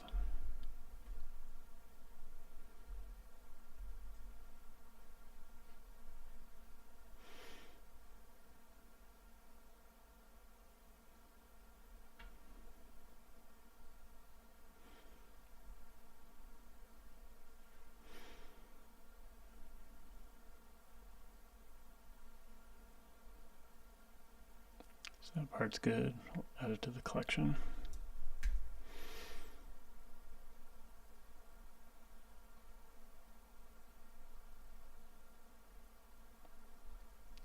As expected, it likes it that way.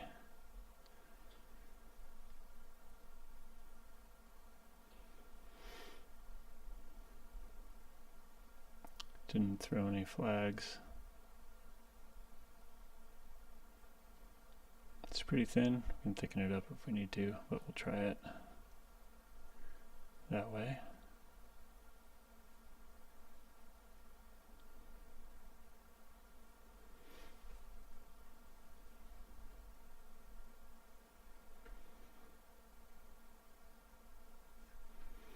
And then let's jump over to the other one.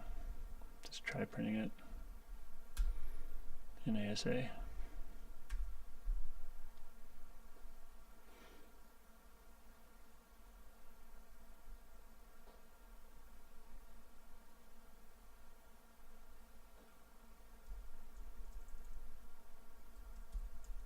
Let's move it over a little bit since I touched the plate.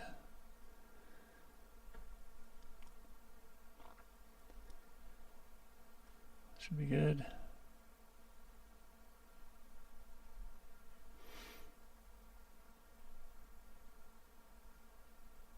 Excellent.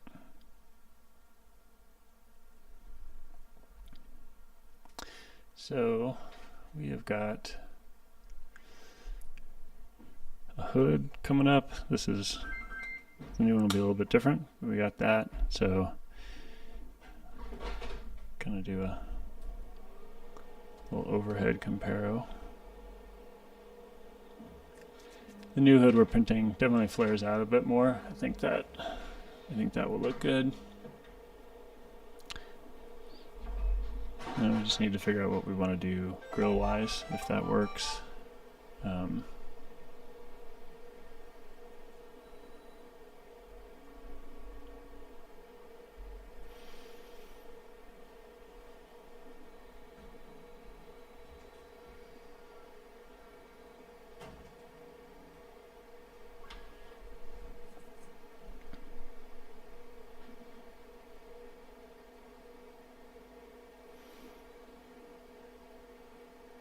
Hood definitely needs some more work, but I think we're really close.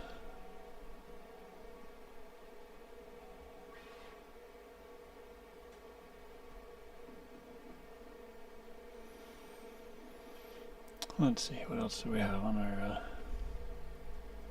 list here?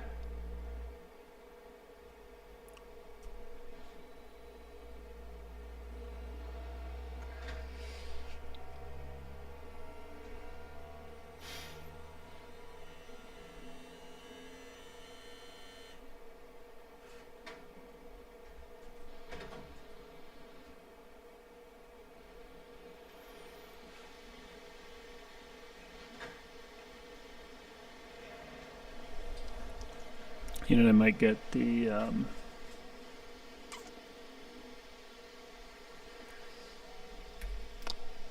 we made a change to the triangle link let's get that printing.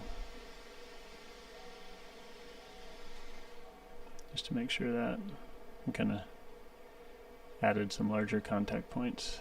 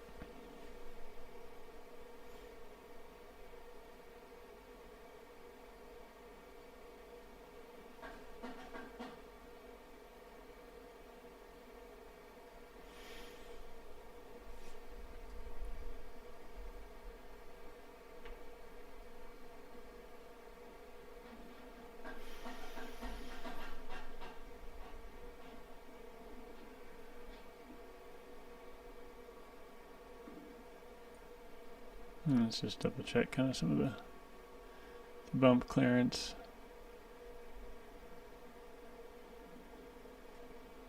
Gonna hit it right about there.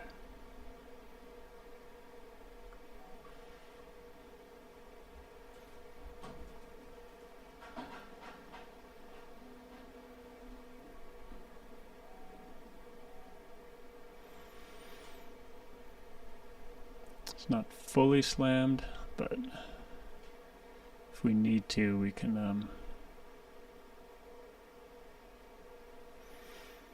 move that up a little bit. It is kind of fun though if you take a big hit if the hood flies off. I think of that as a feature, not a bug.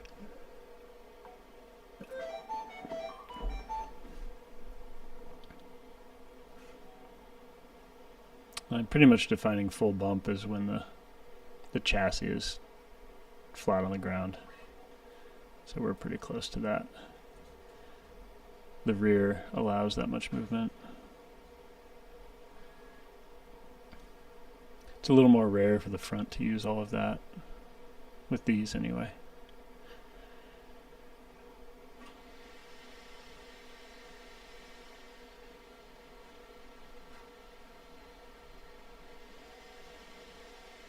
Kind of see what it looks like at ride height. Oh.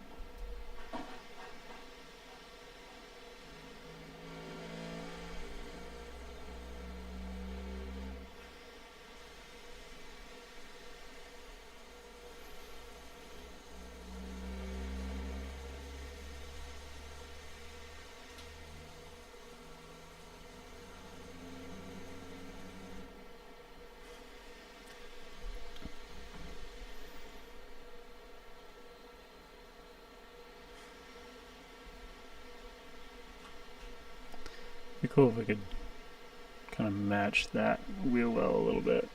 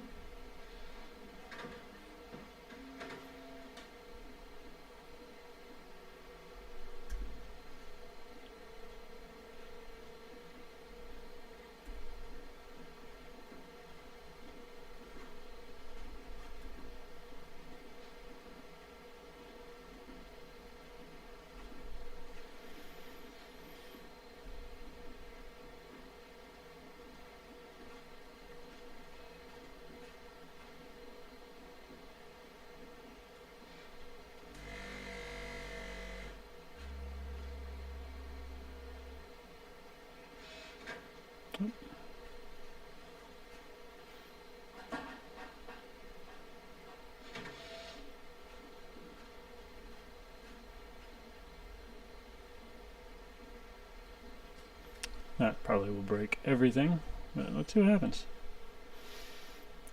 Oh, terrible.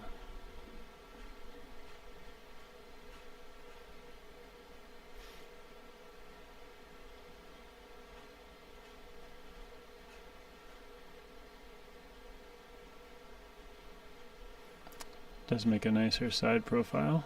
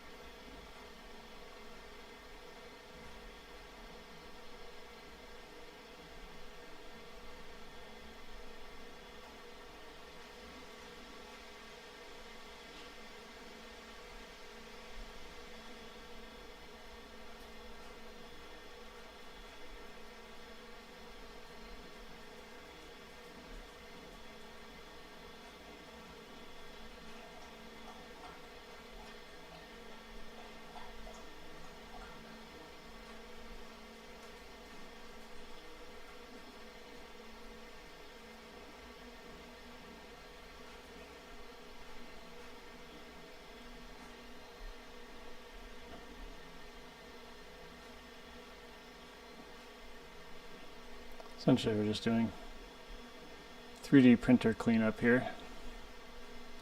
So we can print this vertically, kind of going in and getting rid of weird little features or getting rid of overhangs that don't need to be there.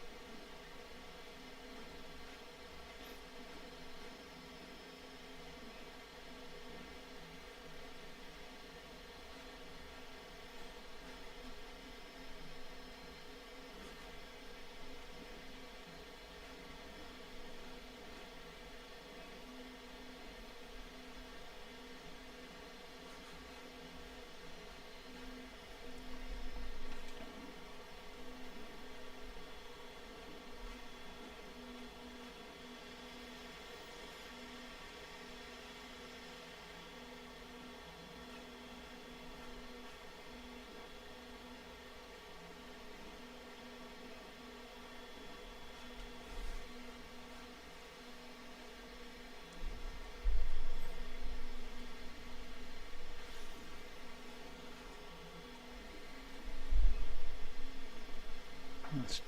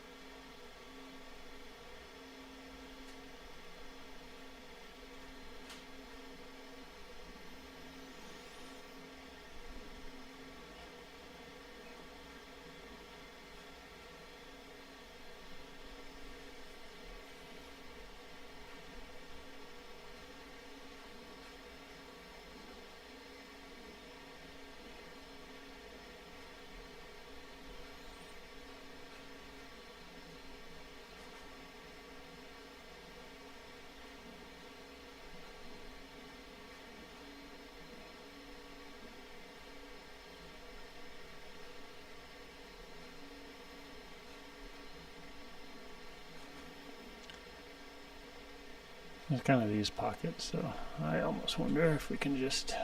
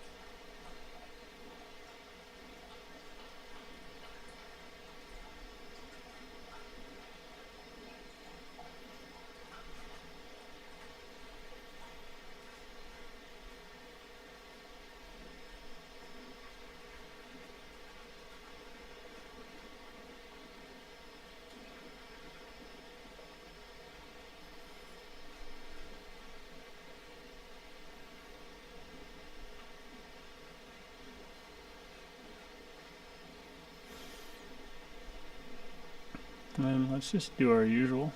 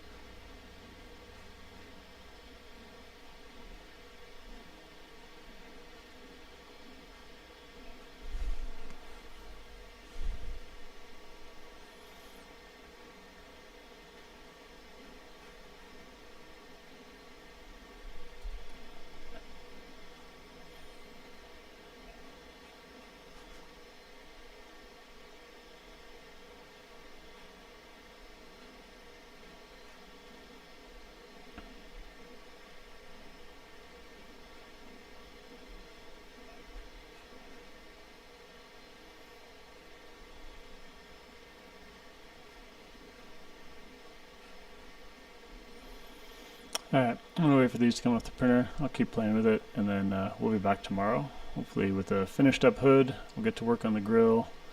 And yeah, getting there. Alright, see y'all tomorrow.